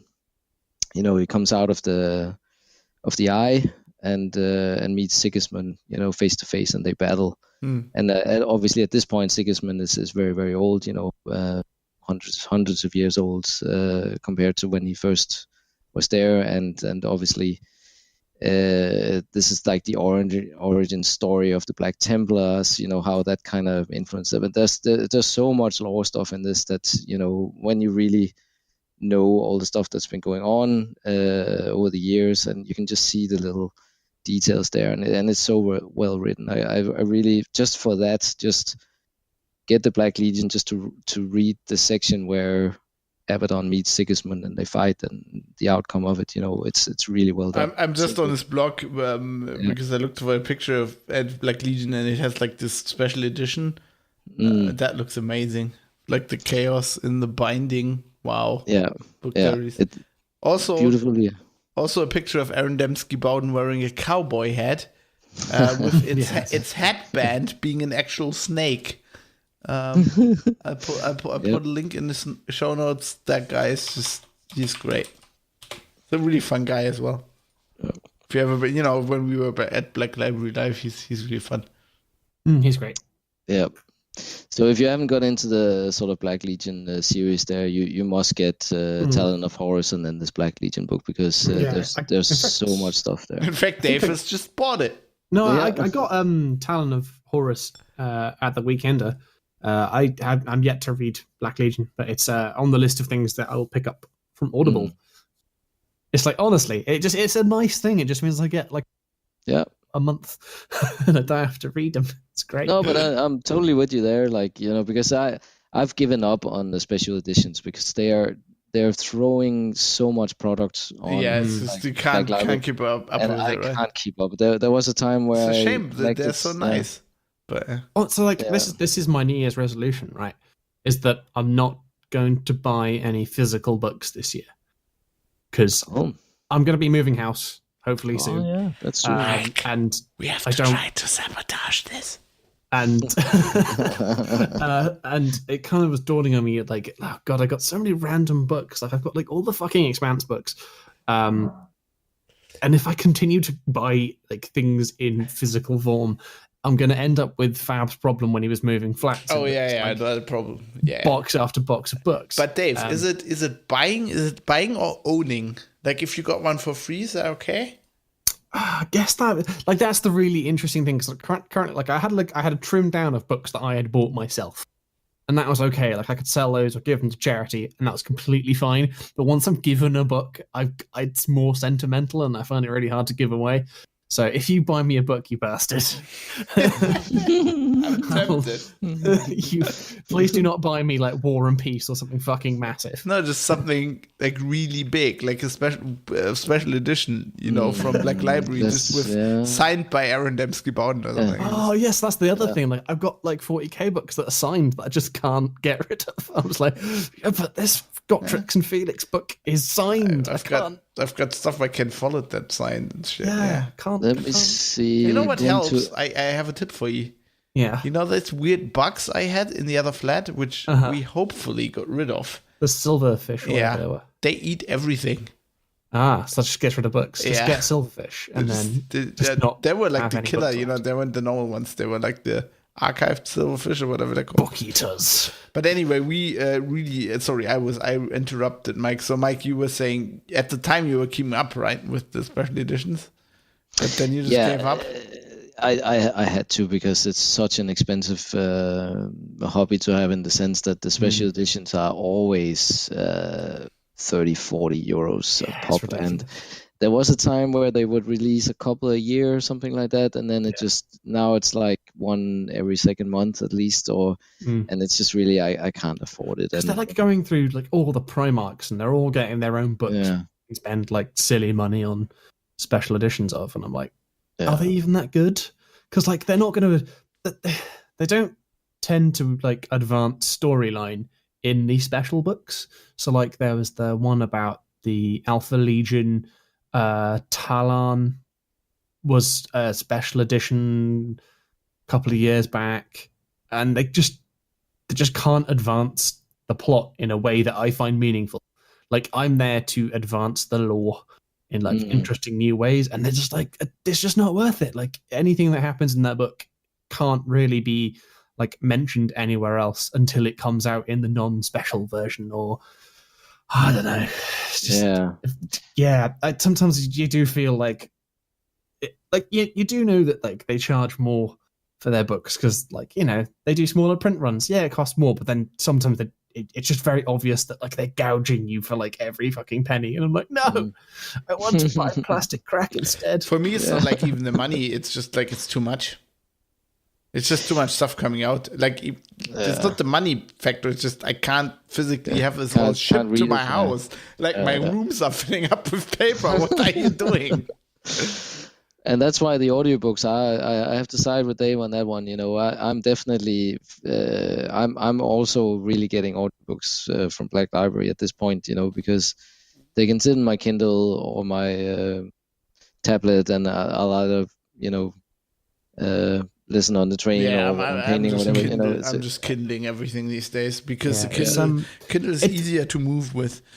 Yeah, I like they don't get like it's like Old Earth isn't Audible yet, I don't think. At least I couldn't find it the other day. You can I find it nice that you can buy the 40k books on Amazon now. Yeah, either as ebooks or as audiobooks. That's true. Like, it's something just digital. Yeah, that's good. Digital product. Yeah. By the way, I still buy the ebooks through the Black Library site because then they come DRM free, so I can put anything. Yeah, it's just so much easier on Amazon. It's just they send it automatically to my Kindle. That is true. That is true. Like, I've diverged so far from Linux Outlaws that it's like fuck freedom. It's just they send it to me, which is I spent the last weekend in Berlin. With good friend Aid Bradshaw, ex like radio, and like he keeps like he's the one guy left in IRL that keeps calling me on this.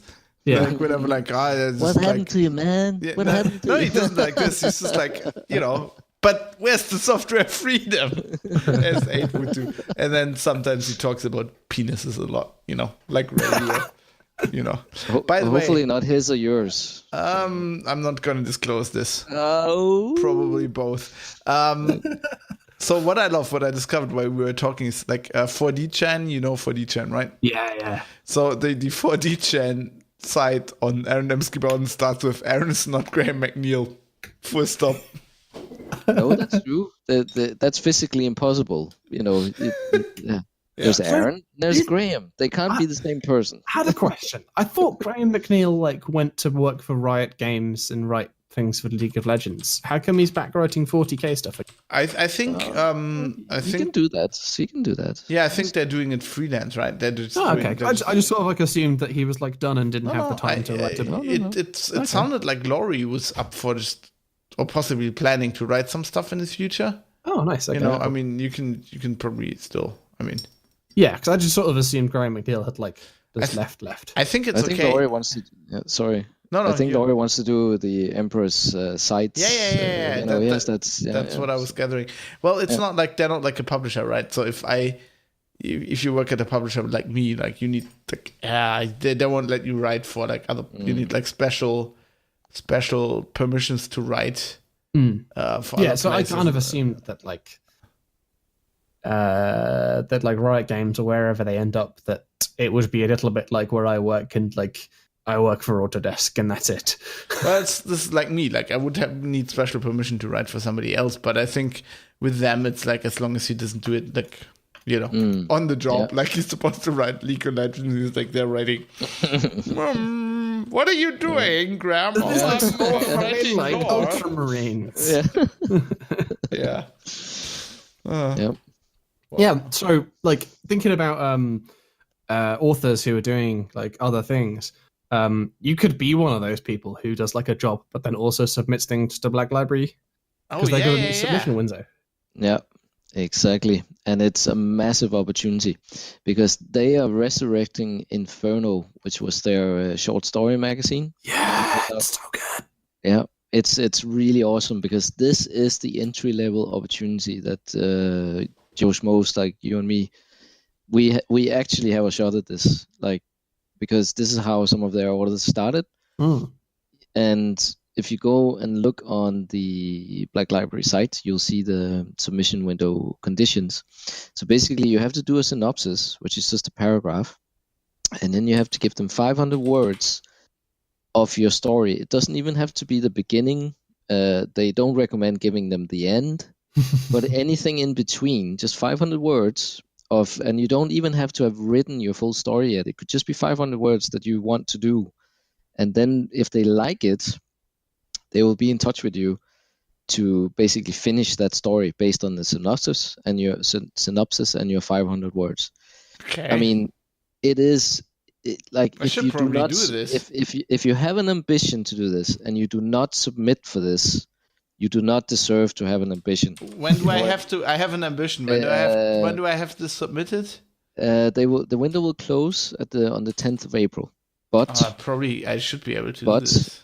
They say if they get a high volume of submissions, they reserve the right to close it before the 10th of April. So I'm probably out. So get it in as fast as you can. How much? 500 words? I don't. 500 words. We count in characters in Germany. So I don't know. Is it like a page? Would it be a page? Yeah, a page. An A4 page would probably do it. I don't know what a page is. I write for online. It's words. They want Word Times New Roman 12 points, whatever, something like that, bog standard, and they want 500 words. Okay. Plus the synopsis. Yeah, and they have some themes. So if you look on the site, it'll give you the themes that you have to choose one or more of them that your story will touch. And of course, war is one of the shit. Yeah, but Hammers, you also Hammers one. Yeah, but you also have things like horror or police, detective sort of. I always want to write a detective story. Yeah, or adventure. So that's what I've noticed as well. They have opened up actually with some of their big authors and some of their new authors. I see there's more Rogue Trader stuff coming in. James Swallow is starting like a audiobook Rogue Trader story, and there's a Rogue Trader trilogy sort of thing coming out. I can't remember the author. So I think they must have been listening over the last few years to people talking about what they would like to see, because they know that they have the Space Marines and the, things like the Eldar and those kind of stables. But I think people are also asking to get a little bit more of the grimdark and sort of science fiction adventure out on the fringes of Imperial space or galactic space. And I think we're seeing more stories like that coming out again. And I'm quite excited about that, because I really, really like the Rogue Trader sort of theme and setting. And if I'm going to do anything, it will be something like that, like a faraway sector. And especially now when you have the Cicatrix Maleficarum, the rules have kind of been torn up, and you can... So what like what's this going to be in? Like 40k? I think they just require you to write with their intellectual property. So the way I understand it is, as long as you use their intellectual property, the board is open and you use the themes that they have put down. I don't think it says it has to be specifically current 40k time. Right. Or you can write Warhammer as well if you want. Warhammer is, or you can write probably Necromunda. Not old Warhammer, no. Yeah, well, yeah. You can do Necromunda as well. Which would be, of course, a bit of a curveball, but they've launched that. You can do I've forgotten what the football game is called. Blood Bowl. Blood Bowl. That was, oh man, a mark on my soul. So you can do Blood Bowl stories as well if you want. So anything that's a Black Library intellectual property that you like, and you can do one of the themes, you're in. Like you can submit something. So really, like guys, this this will not happen again in a long, long time. Like, so really, I think Dave passed out. Yeah. So I can only recommend like getting something in as quickly as possible, and read Twitter and some of the forums where some of their stable hands and their editors and previous editors are talking about what they would expect to see. There's a lot of tidbits out there to really give you lots of good pointers. You're putting more stress on me, because I think so. I figure out. So I probably write about 10,000 characters a day regularly. So I don't know how many words that is. What's the average length of a German word? No, it's like, yeah. Is that like 2,000-3,000 words? No, maybe? what's the average length of a German It's easy. word? Yeah, 10,000 characters is easily going to be 500 words. Yeah, probably. I don't know. I'm gonna check this in Word. So I have a general, like, I just copy and pasted the story I wrote, which is 3.5k characters. I'm just gonna post this in Word. It's 480 words apparently. And that's an average news story for me. Yeah, there you go. I have no excuse, do I? It's just it's just your imagination. So I think I'm beginning now. I'm stuff, but just to start formulating things, and then I'll do the editing, because that's, I think, the key to beginning to be good at this is to really being a critical good editor of your own work. Because every author says this: you write stuff, just write it, then you edit it. Well, my job description says editor, so I should be able to, Then you rewrite it again, then you edit it. Then you rewrite it again, and then you edit it. And then you might take it to your preferred reader. Like, that kind of thing. I'm going to try this. Like, fuck painting. I'm going to write a 40k detective story. With the Arbeits, yeah. I don't know yet. Maybe I'm gonna. You were saying that this was like the stress on you, like the fear. No, it's not the fear. It's just like I don't have time. I do so much stress. stuff. The stress, Fab, is that whenever there's a noise in the flat, I assume it's my batteries exploding. Oh yes, Dave is so the little peek behind the curtain. We sometimes stop in this show to get more drinks, as you might know by now. And in the break, Dave has told us that he has. What do you have? Like a munitions crate? I have. I'm pretty sure it's like an ex-British Army 50 caliber ammo box. which is basically the recommended storage method for putting your batteries in. And then within that, I have these tiny little fireproof My bags. God, this is one of these things that look very, very Imperial Guard. I love this. So there's I got like tiny fireproof bags in there. So each battery goes in a fireproof bag, and then it goes in the ammo box. Because I'm like, if this explodes, I really don't want the flat to burn down. Dave is really paranoid. Yeah. When we move, we'll have a shed and we can put them outside, and it'll be okay. But God, this box is amazing. I just want one of the boxes. I mean, you can just buy them from army surplus stores for like no money at all. Yeah, in the UK. Well, I'm sure German army has surplus, or are you very precise and you order exactly as many as you need? What would that be? Munitionskiste. I bet they'd ship to the UK as well. To be honest, sorry, I bet they ship from the UK to Germany. Amazon.de US, or you can apparently buy them on Amazon. 25 euros. I got mine. It's an M2A1 caliber 50 munitions grade. Mine is a 50 cal 5.56 millimeter ammo box. Sorry, from the US/Danish military. Used, okay.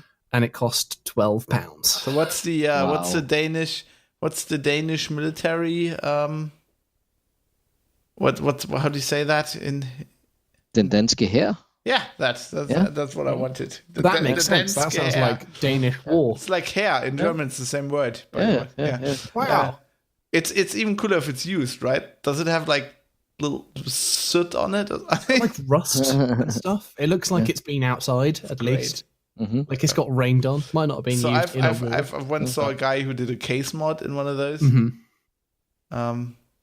That's amazing. Oh, okay, that's really cool. Yeah, I'll take some photos and we can put them in the show notes. But yeah, it's the fear that like any noise is just the batteries deciding that they've had enough. So for me, the stress is like not really stress. I do so much shit, but I think I might actually do this instead of painting and just try to write a story. And I think I might just, if I write it, I'm gonna submit it. I'm gonna care fuck all about the submissions window. If it's closed, I'm gonna submit it anyway. You could post it on the Black Library bolt hole. I think if you post it before they've seen it, that'll do it be a after problem. that. But like if you miss the submission deadline, just put it on there. But yeah, I think we should actually, on top of our 4 Feldherr and stuff, not to stress you out even more, but I think we should go back to the bolt hole, because I think they've had a bit of a renaissance in there, and there's some new fresh, new authors coming through that are in there, and still, Gav Torp and Sarah Corkwell and some of those. It's a nice community, and it's sort of not too crowded or anything. And if you do write, you can post your stuff and get feedback from people, and they will sort of keep an eye on what's going on in the sort of writing the intellectual property for Black Library or doing fan fiction. I was on there quite a lot a couple of years ago. I just after I stopped going to Black Library weekenders and all that, it kind of fell a bit by the wayside. But I think with this, I as you say, Fab, you kind of feel it in your blood. You need to have a go at this.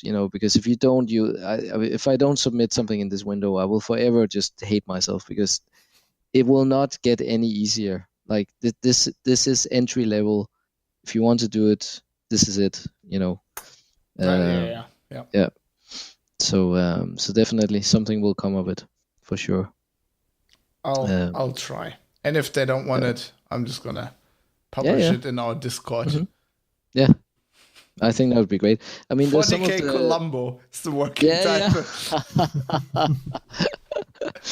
Oh, I could just see you there, sort of in half Inquisitor. Yeah, half, some really distracted Inquisitor. Yeah, half ganger, sort of, yeah. He's gotta have a trench coat, right? Yeah. Well, he has to. That'll be it. I don't know if you can go with a beige trench coat though in the Grimdark. No, it's gonna be green or something. Yeah. He's gonna smoke though. Yeah, he has to. Yeah. He's gonna annoy Space Marines. Yes. Please do. That would be investigating awesome. shit. Yeah. And the Ultramarines are completely not having it. No. I'd read that, definitely. Get it down on paper. Just need a name. Like, the names are the hardest. Like, the name for the... Yeah. He's gonna be whatever. Chaos Investigator. Yeah. So, like, Mike, you mentioned the Tale of the Four Warlords. What are you thinking? Because maybe like we'll wait till we can get Joe on to do like an official starting thing. But what are you kind of thinking you want to? Yeah, I think that's fair enough. Are we going to do a new thing for this year? Well, I think obviously I was the spoon. Didn't get much done, but I posted a few pictures there on the Discord. And you've been working on some aggressors. No, that would be the Inceptors. Inceptors, not yeah. The jump pack guys. The jump guys with the double boulder. Like on a roll of a 6, they do damage when they charge. Yes, exactly, those guys. God, he knows the rules. What happened to him? This is not Dave from Angels of Death. So basically, I sat down, watched a bit of Duncan from Games Workshop. Really really nice guy on the videos. I think very two thin paints of coat. Exactly, two thin coats. Yeah. And then he did. Should I just say 2 thin paints of coat? Sorry, I'm getting drunk here. Yeah, that's good. No, basically he did the Blood Angel, but he had like 2 versions where one was maybe the slightly more advanced thing to do the highlighting and stuff, and the other one was a bit more sort of quick and dirty. But it still kind of got you more or less to the same space. And I of course went for the quick and dirty one, which is basically, you do your 2 thin coats, then you highlight by dry brushing, sort of edge every edge you dry brush, and then you do your red wash, with the ink, and that basically gives a structure to your model, which I needed something like that to just go like, right, okay, this is what I do baseline for all my models, because I can achieve that. It doesn't have to be fancy or anything. I can do this without being a master painter or anything. And then you can add the details as you want, but this will give you the base standard. And I mean, I was really appreciative of you, Dave, and Joe going on and say that it looks good, because, I just wanted to look like it's an acceptable standard with at least 3 colors and a bit of definition on the model, right? I mean, I'm never going to paint to a high level because I don't have the time or the patience, but I want them to look a bit like they deserve to be on the board. None of us have the time of if you're in the Facebook group Heavier Metal, so there used to be a Facebook group called Heavy Metal, kind of run by Games Workshop, but they closed that down like a year and a half ago or something. So like the community made one called Heavier Metal. And then there's like a kind of like a weekly post of like, what's everyone posting on the week? Like, what's everyone going to be painting on the weekend? And then you see the one guy that's like, oh yeah, I'm going to be like spending my entire weekend on this one miniature. And I'm like, what the fuck? Yeah. No, I spent like an hour. Like, come on. Yeah. You guys just like, and then like at the end of the weekend, I'll post a photo of like, yeah, I did like this leg. I did this just guy this entire weekend. And I'm like, it looks amazing, but Jesus, do you not have more to paint? But Dave, you're not painting now, are you? I'm not painting right now. You have my full attention. I have not painted since December last year, since like about mid-December. When you were on the podcast with us. I painted a bit after that. Well, I'm writing 40k Columbo as we speak. Oh no! Why am I not finished? I finished the Stormcast Eternal Shadespire guys, and I've basically finished the Khorne guys. They were really surprised.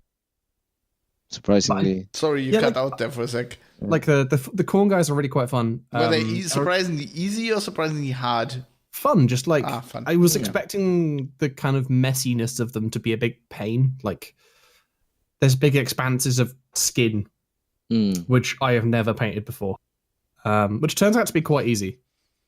Like if you make washes, things look quite good. And then Joe was sort of directing me of like add more purple. It's not enough purple. He's the color master, isn't he? Yeah, like so. There's tip about when you're doing gold. Normally, I put like gold, whatever the fuck normal gold color is, the Retributor gold, and then I do like a Reichland Fleshshade wash, and then I come back in with like Stormcast gold, and then Auric something. But he was saying that like you should put purple in that as well because it makes the gold pop even more. I'm yet to try that, but I'm a little because I'm just like scared because at this point I've got like a couple of different things that like I do the gold the same way every time. So if I change it mid kind of Ultramarines, is it going to look weird? I don't know. Yeah, that's kind of like my kind of 4 Warlords thing until the next time. Say if we say it's like in 3 months or 4 months time, I'd like to finish my my Shadespire guys. I need to finish my Ultramarines because I have like so many of them. No, at this point, I've broken the back of it. At this point, like I have 10 Primaris Marines to do. I have 2 tanks to edge highlight, and I'm done with those. And then I have the Horus Heresy Guilliman to do. Ooh. And then that's it. And the Ultramarines are done. And I can do like 2,000 points. And then I will be that guy that fields Heresy Rebute model instead of the 40k one. Because I can still play you. Yeah, it's still play you. Because it looks nice. It's good. Yeah, He looks way Roman. But like the urge to paint Blood Angels intensifies. He's coming over to a proper chapter now. Yeah. Because I've got the Codex and it looks really good, so good. and I want to do what I really wanted to do, but the rules stopped me. Unfortunately, is I just wanted to have like 1,500 points of Death Company, where just led by the guy with the wings. Lemates? Yeah, and Astarath. I wanted those guys. Yeah. I want Lemates, Astarath, and then just 1,500 points of Death Company, and they've all got jetpacks, so I'm pretty sure you could put them all in like Deep Strike, but you're not allowed to do that. For like fairly obvious reasons of it's bullshit. But that's what I wanted to do. But I have to rethink that because like apparently I have to obey the rules and put some models on the table to start, which I think is bullshit. You know, I don't think I hadn't seen the 30k Guilliman before. It's really good. Like it a lot better than the other model. A lot. So that's the thing. A lot of people, like at least on Twitter, complain that Rebute is kind of boring in both of his models. And he is boring. I think he looks badass in both. Like in the Horus Heresy one, he looks like this like leader. He's like right in the Codex. He's leading like the 500 worlds. It's great. And then in the 40k one, he's like the avenging son. He's back. He's pissed off. He's got the Emperor's sword, and the he's armor is just like he's punching tanks. I just thought the armor is too big in the new one. It's like how is his body in there? Like how are his legs where they are? I think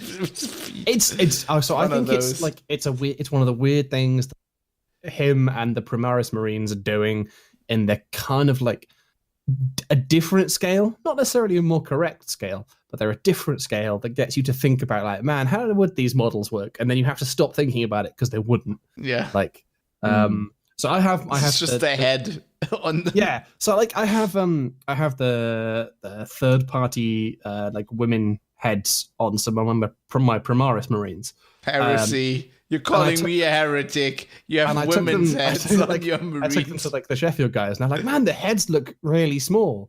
And I was like, what if you'd never seen a Space Marine before, and you just thought like, oh, actually, like there's the normal. So the head actually looks kind of to scale. It just looks way smaller than normal 40k heads because like they've increased the size of the Space Marine, but the head is still like a bit weird.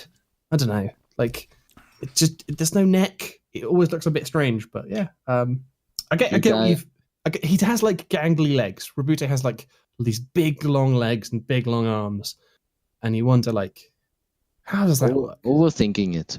Yeah. Biden's like, man, he's got this cool sword, and he's just like, as I said, nerds overthinking it. Impossible.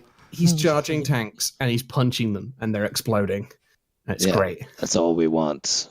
big power fists Yes. into tanks. The Hand of Dominion is Okay, bonkers. I have no idea where we were before I started this rat hole. But I have to get into something else. Just apropos of nothing, people were saying we need a rant, and I have a rant coming. Yeah.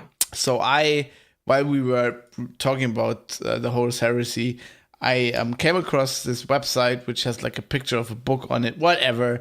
It's just like it's just rant time. So if you look at this book, it's just a title from a normal new 40k book. It says Ultramarines, right? Yeah. And you know how they have this new font that they put, like the 40k, all the games and all the codexes have this font, Yeah. which I've never seen before. I think they probably had this font made. I think so. I'm not a huge fan of the font. Are you going to comment on the kerning between the L and kerning the T? is fucking. So if you look at the top picture of the red with the red, the kerning is atrocious. On the bottom one, for Warhammer 40k Legends of the Dark Millennium, they actually fixed it. But they have this kerning issue in the codex everywhere. Maybe they learned it now at some point because on the bottom one they fixed it. But like, how come they have a font like this and they can't fucking kern? So if people don't know what kerning is, Can I? Yeah, I'm putting up my hand here. Please educate me. So if you have a font, look at the top Ultramarine thing, right? If you have a font, obviously the characters are always the same size from each other. If you just write it, like if you use a word processor, whatever, like a design program to write Ultramarines, right?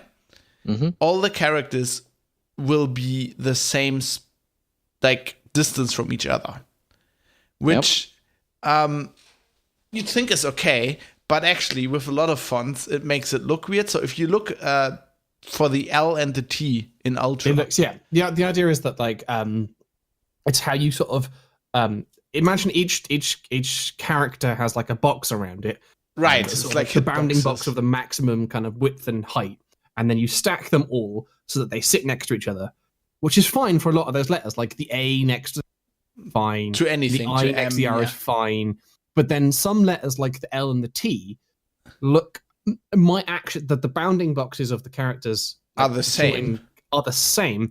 But they, because of their shape, they should be placed closer together to make them look. So to me, when I read that looks like Ultramarines. Yeah. Because the spacing, even if you look at it like in line, it makes sense. But like because the L is at the bottom and the T is at the top, they should slot in together better. So if you look at the bottom one, they fixed it. They moved the L close to the T. I can't unsee the red one now. This is the problem. Once you know what kerning is. When someone tells you about kerning, you never stop. So the thing about this is, so monospaced fonts have this, monospace, like the use in text editors, whatever, like on consoles and Linux and whatever, that kind of shit. They are built so that all the characters are the same space from each other. Yeah, but so you can make assumptions about widths of things. But in lots of other fonts, so it's often not so much an issue if it's like capital and small letters. But in display fonts like this, where often is all capital letters, it's it happens a lot. So I'll hope they fix that because that's in the codex. I once posted a picture of this, where I was reading like the new 40k rule book. Yeah, and they had this kerning issue, and I was like, oh my god. Yeah. I can see both sides of like, man, anyway, such a petty thing, but also, god damn it, I can't unsee it. So rant over. Super annoying. So Fab, because you're angry about kerning, I think you should do some yoga. I know what you're referring to. Is this the heavy metal Mike yoga? has put in the link, so which I then saw. I think on Hack and News this morning. There's this thing called heavy metal yoga. It's apparently in Brooklyn, and you do yoga, but to like metal. So I saw Mike tweeting about this, like retweet this, and this morning, and I was going to Katie's like, how like yoga is not my thing. I think this would actually be my thing. It is. It's totally our thing because basically this yoga trainer, she had some kind of car accident or something like that, and had to do a lot of training to get her mobility back, and then yoga was the way she started into it. But then somehow she got to mix in metal in it. I think she was basically like, this shit's boring. Yeah. Right? That's what I always thought. And the thing that linked it for me was that it was the lead singer of Bolt Thrower, because she plays Bolt Thrower in her classes. So he retweeted it, because he just thought it was so cool. It's like it's so intense, like Bolt Thrower at yoga. Like, I imagine this Sabaton yoga. Now we're doing the Corollas Rex pose. So, did you ever see that video where Sabaton did the gym, like a spin class? Yeah. Yes, Corollas Rex. They were like on exercise bikes, like doing like some sort of ridiculous, painful event. Doing the song. Yeah, like playing songs. It was amazing. So good. But like heavy metal yoga looks bonkers. Like you end up like doing all the stretches and stuff, but then like pulling power metal poses and screaming. Apparently, yeah. I mean, look at Joachim on stage. I mean, he's honestly just like just put on like the Vakken show and just copy him, and you'll be knackered, absolutely ruined at the end. Yoga with fireworks, like pyro explosion. Joachimoga. No, I can't make a portmanteau of Joachim and yoga. Doesn't work. Yoga. Go. I have no idea. Tank yoga. Yoga. I'm in. Tank yoga. Yeah. The official yoga of Tankistan. Yeah, that needs to be a thing. That is, in order to be of peak physical condition, you must do tank yoga. Exactly. Oh God! Did you see the Russian guy who crashed the stolen tank into like a corner shop? What? No. Yeah. What? Okay, this is ridiculous. Stolen tank. I saw this just flying by today. Russian man drives stolen tank into supermarket before running in to steal a bottle of wine. Holy shit, that's ridiculous. By the Independent. The tank is ancient. It's also like it's a antique. It's an APC, I think. Oh, but yeah, it's fine. It's got tracks. Like, we'll take it. It took that corner shop apart. It was good ridiculous. But I mean, the tank must be worth more than a bottle of wine. Struggling to turn around in a narrow street, the man who witnessed the set seemed drunk, proceeded to slam the tank into the convenience store's window, according to the news agency Hibiniform, wherever that is. Wow. He also crushed a Daewoo car parked nearby. Well, I mean, that's guided coming. It's a Daewoo. The car's version of a tin can. Yeah. Amazing. This is good. Wow. Yep. That is awesome. Tanks doing the work of the good Lord. Yeah. The Emperor. The Emperor. Also, we wanted. I think we want to do the feedback next, right? Yeah, because we have gone long. Yes. But before that, we need to talk about one story that's not 40k related at all. But Mike put in that apparently Boris Becker is looking for his trophies. Yeah, I had no idea. This is great.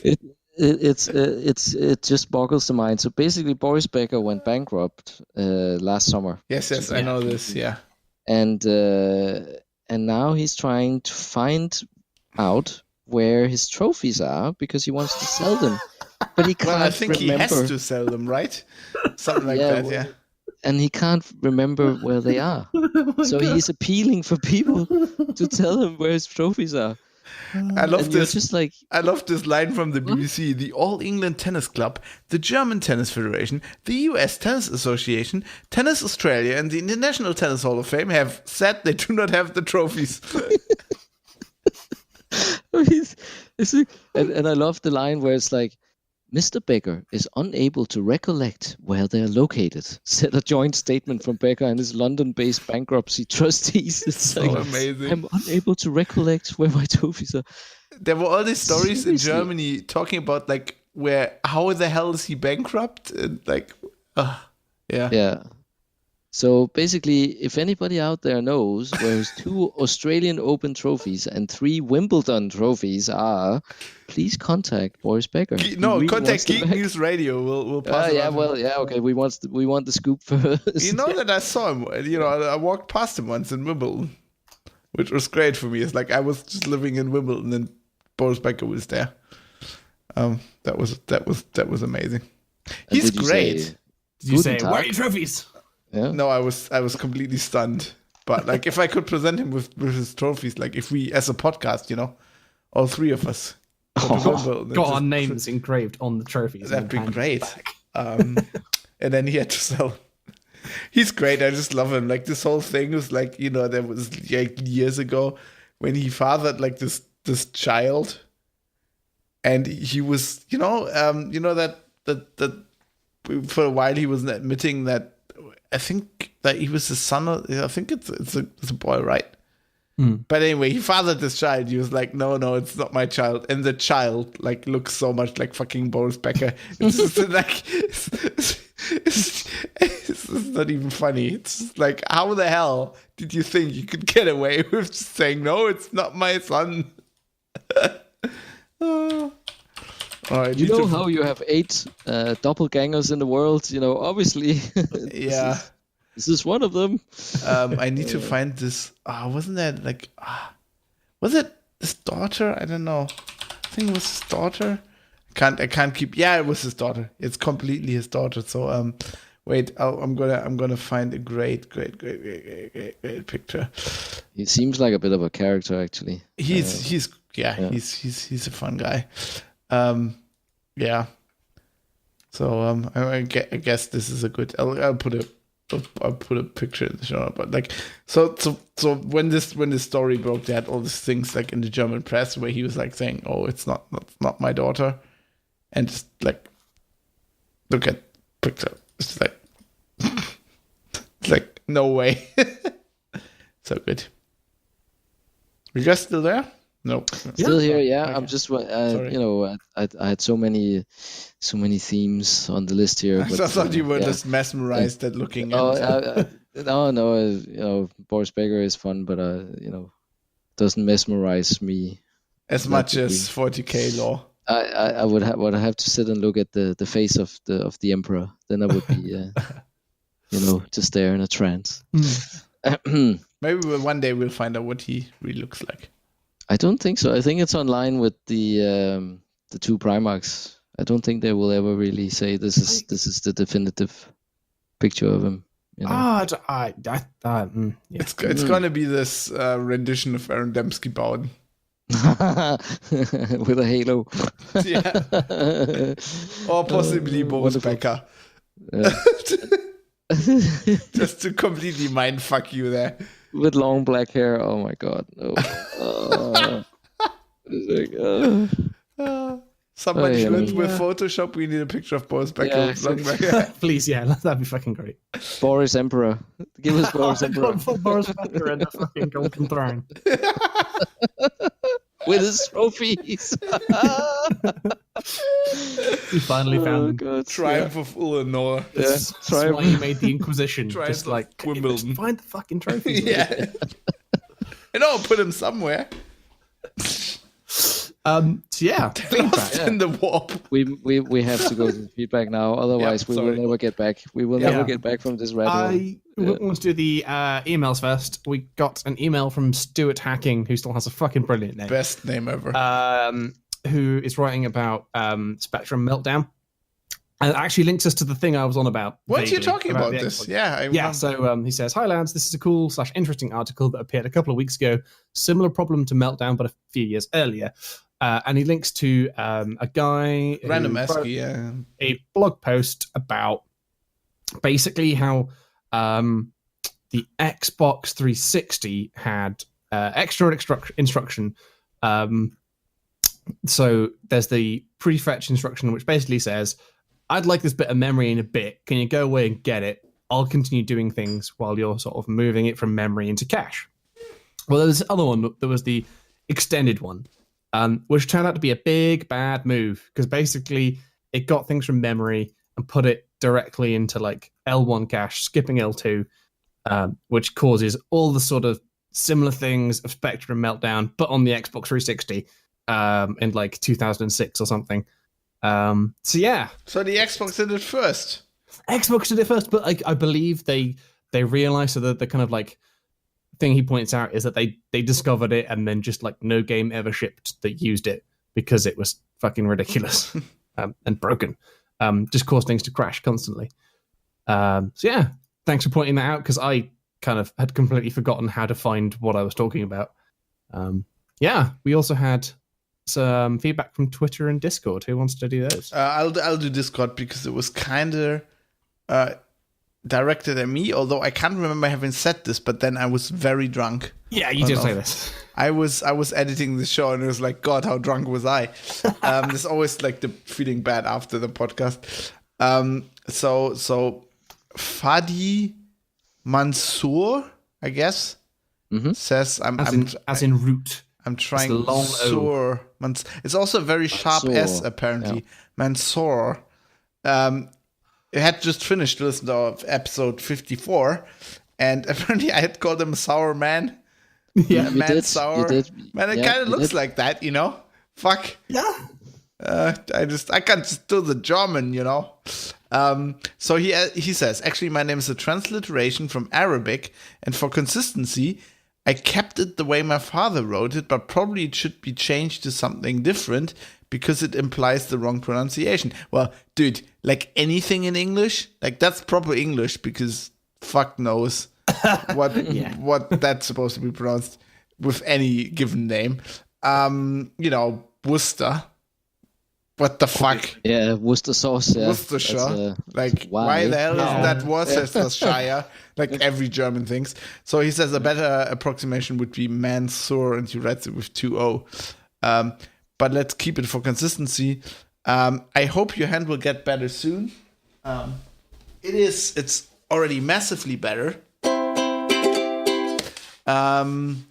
up the good work and hack the planet. And then this whole thing, for some reason, because it's our Discord, which is great, dissolved into a discussion about drinking beer during work hours.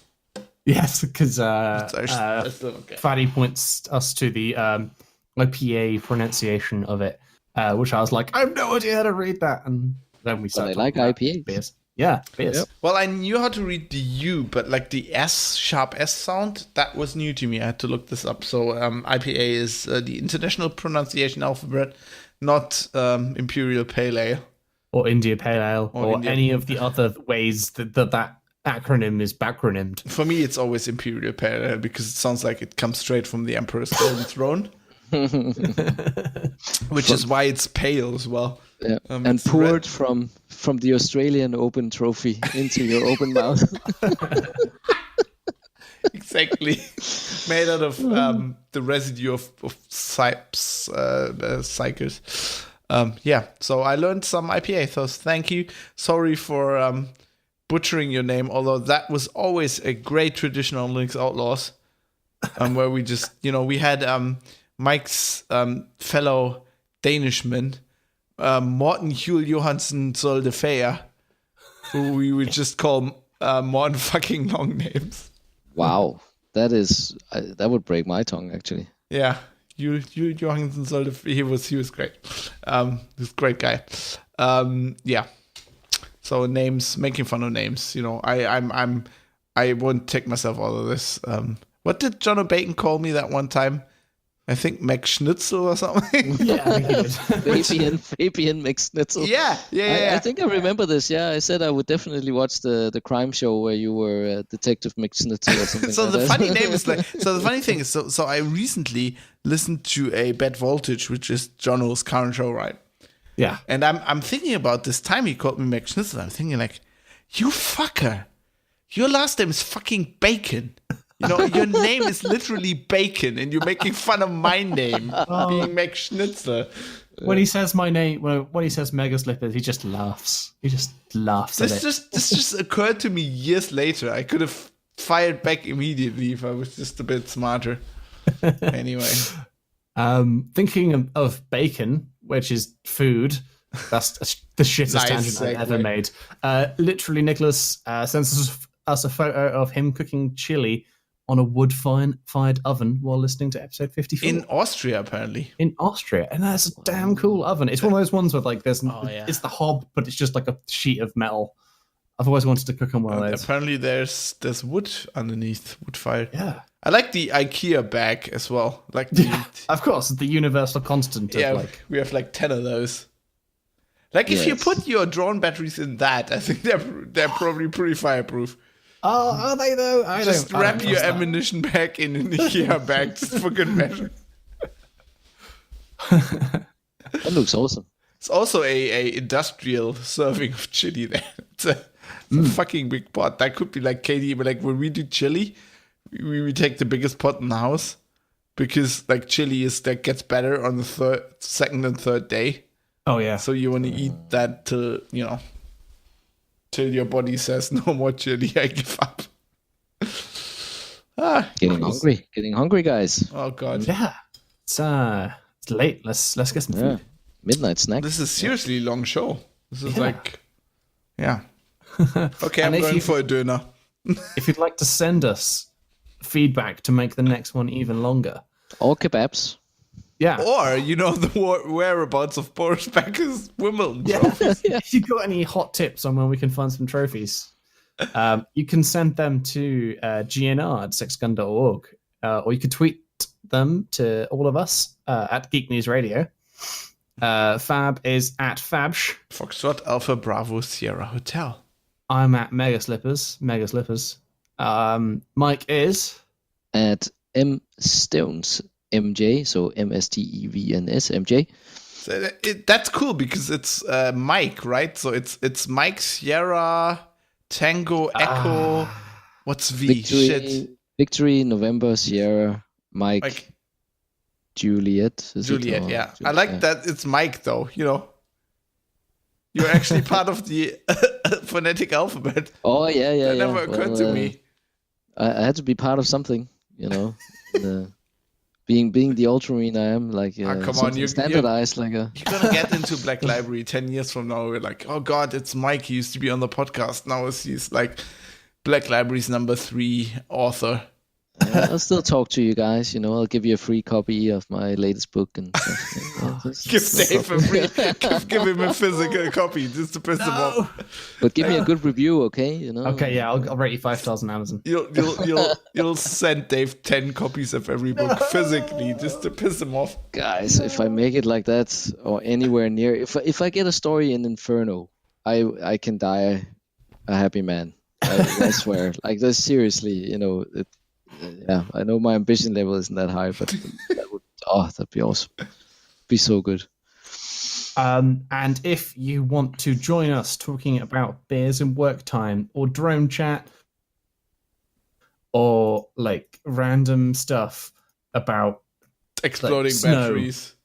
drone batteries, the weather, We probably need video like games. a Black Library submission channel now where we like Yeah, that's edit a good each other's shout. stories. Yeah. you can join us on the Discord. We will have a link in the show notes. It's to also, how- is it discord.sixgun.org? I think that still works. that's very plausible. Discord.sixgun.org. That's Might everybody's. just be true. It works, am- yeah. Still works. Yeah, that'll be it. Also, there's a YouTube channel where Fab is continuing to post episodes and ship logs of his mission to do things in Elite. Yeah, I'm stuck in the middle of nowhere. I love how you're incorporating the real world into it by Captain Brannigan burning his hands. Well, I have to kind of explain why there weren't any ship logs coming for a while. Fucked it. I couldn't use the HOTAS. Like for a while I couldn't use it at all, then I couldn't use the trigger. Then I mapped stuff away from the trigger when it wasn't the same. Oh god, there's so much good stuff coming to Elite now. Oh my god, we'll have to damn. do the whole Elite episode when we talk about the RPG. We talk about the RPG, yeah, and we need to talk about the new stuff that's coming to the game as well. Like there's so much stuff coming. Wow. It's coming up to like the 150 pounds I paid it's time for to it. average out. Yeah. You're actually getting value for money now. It's really good. Sweet. So, That's episode 55. Submit your stories, kids. And tell us where Boris Becker's trophies are, please.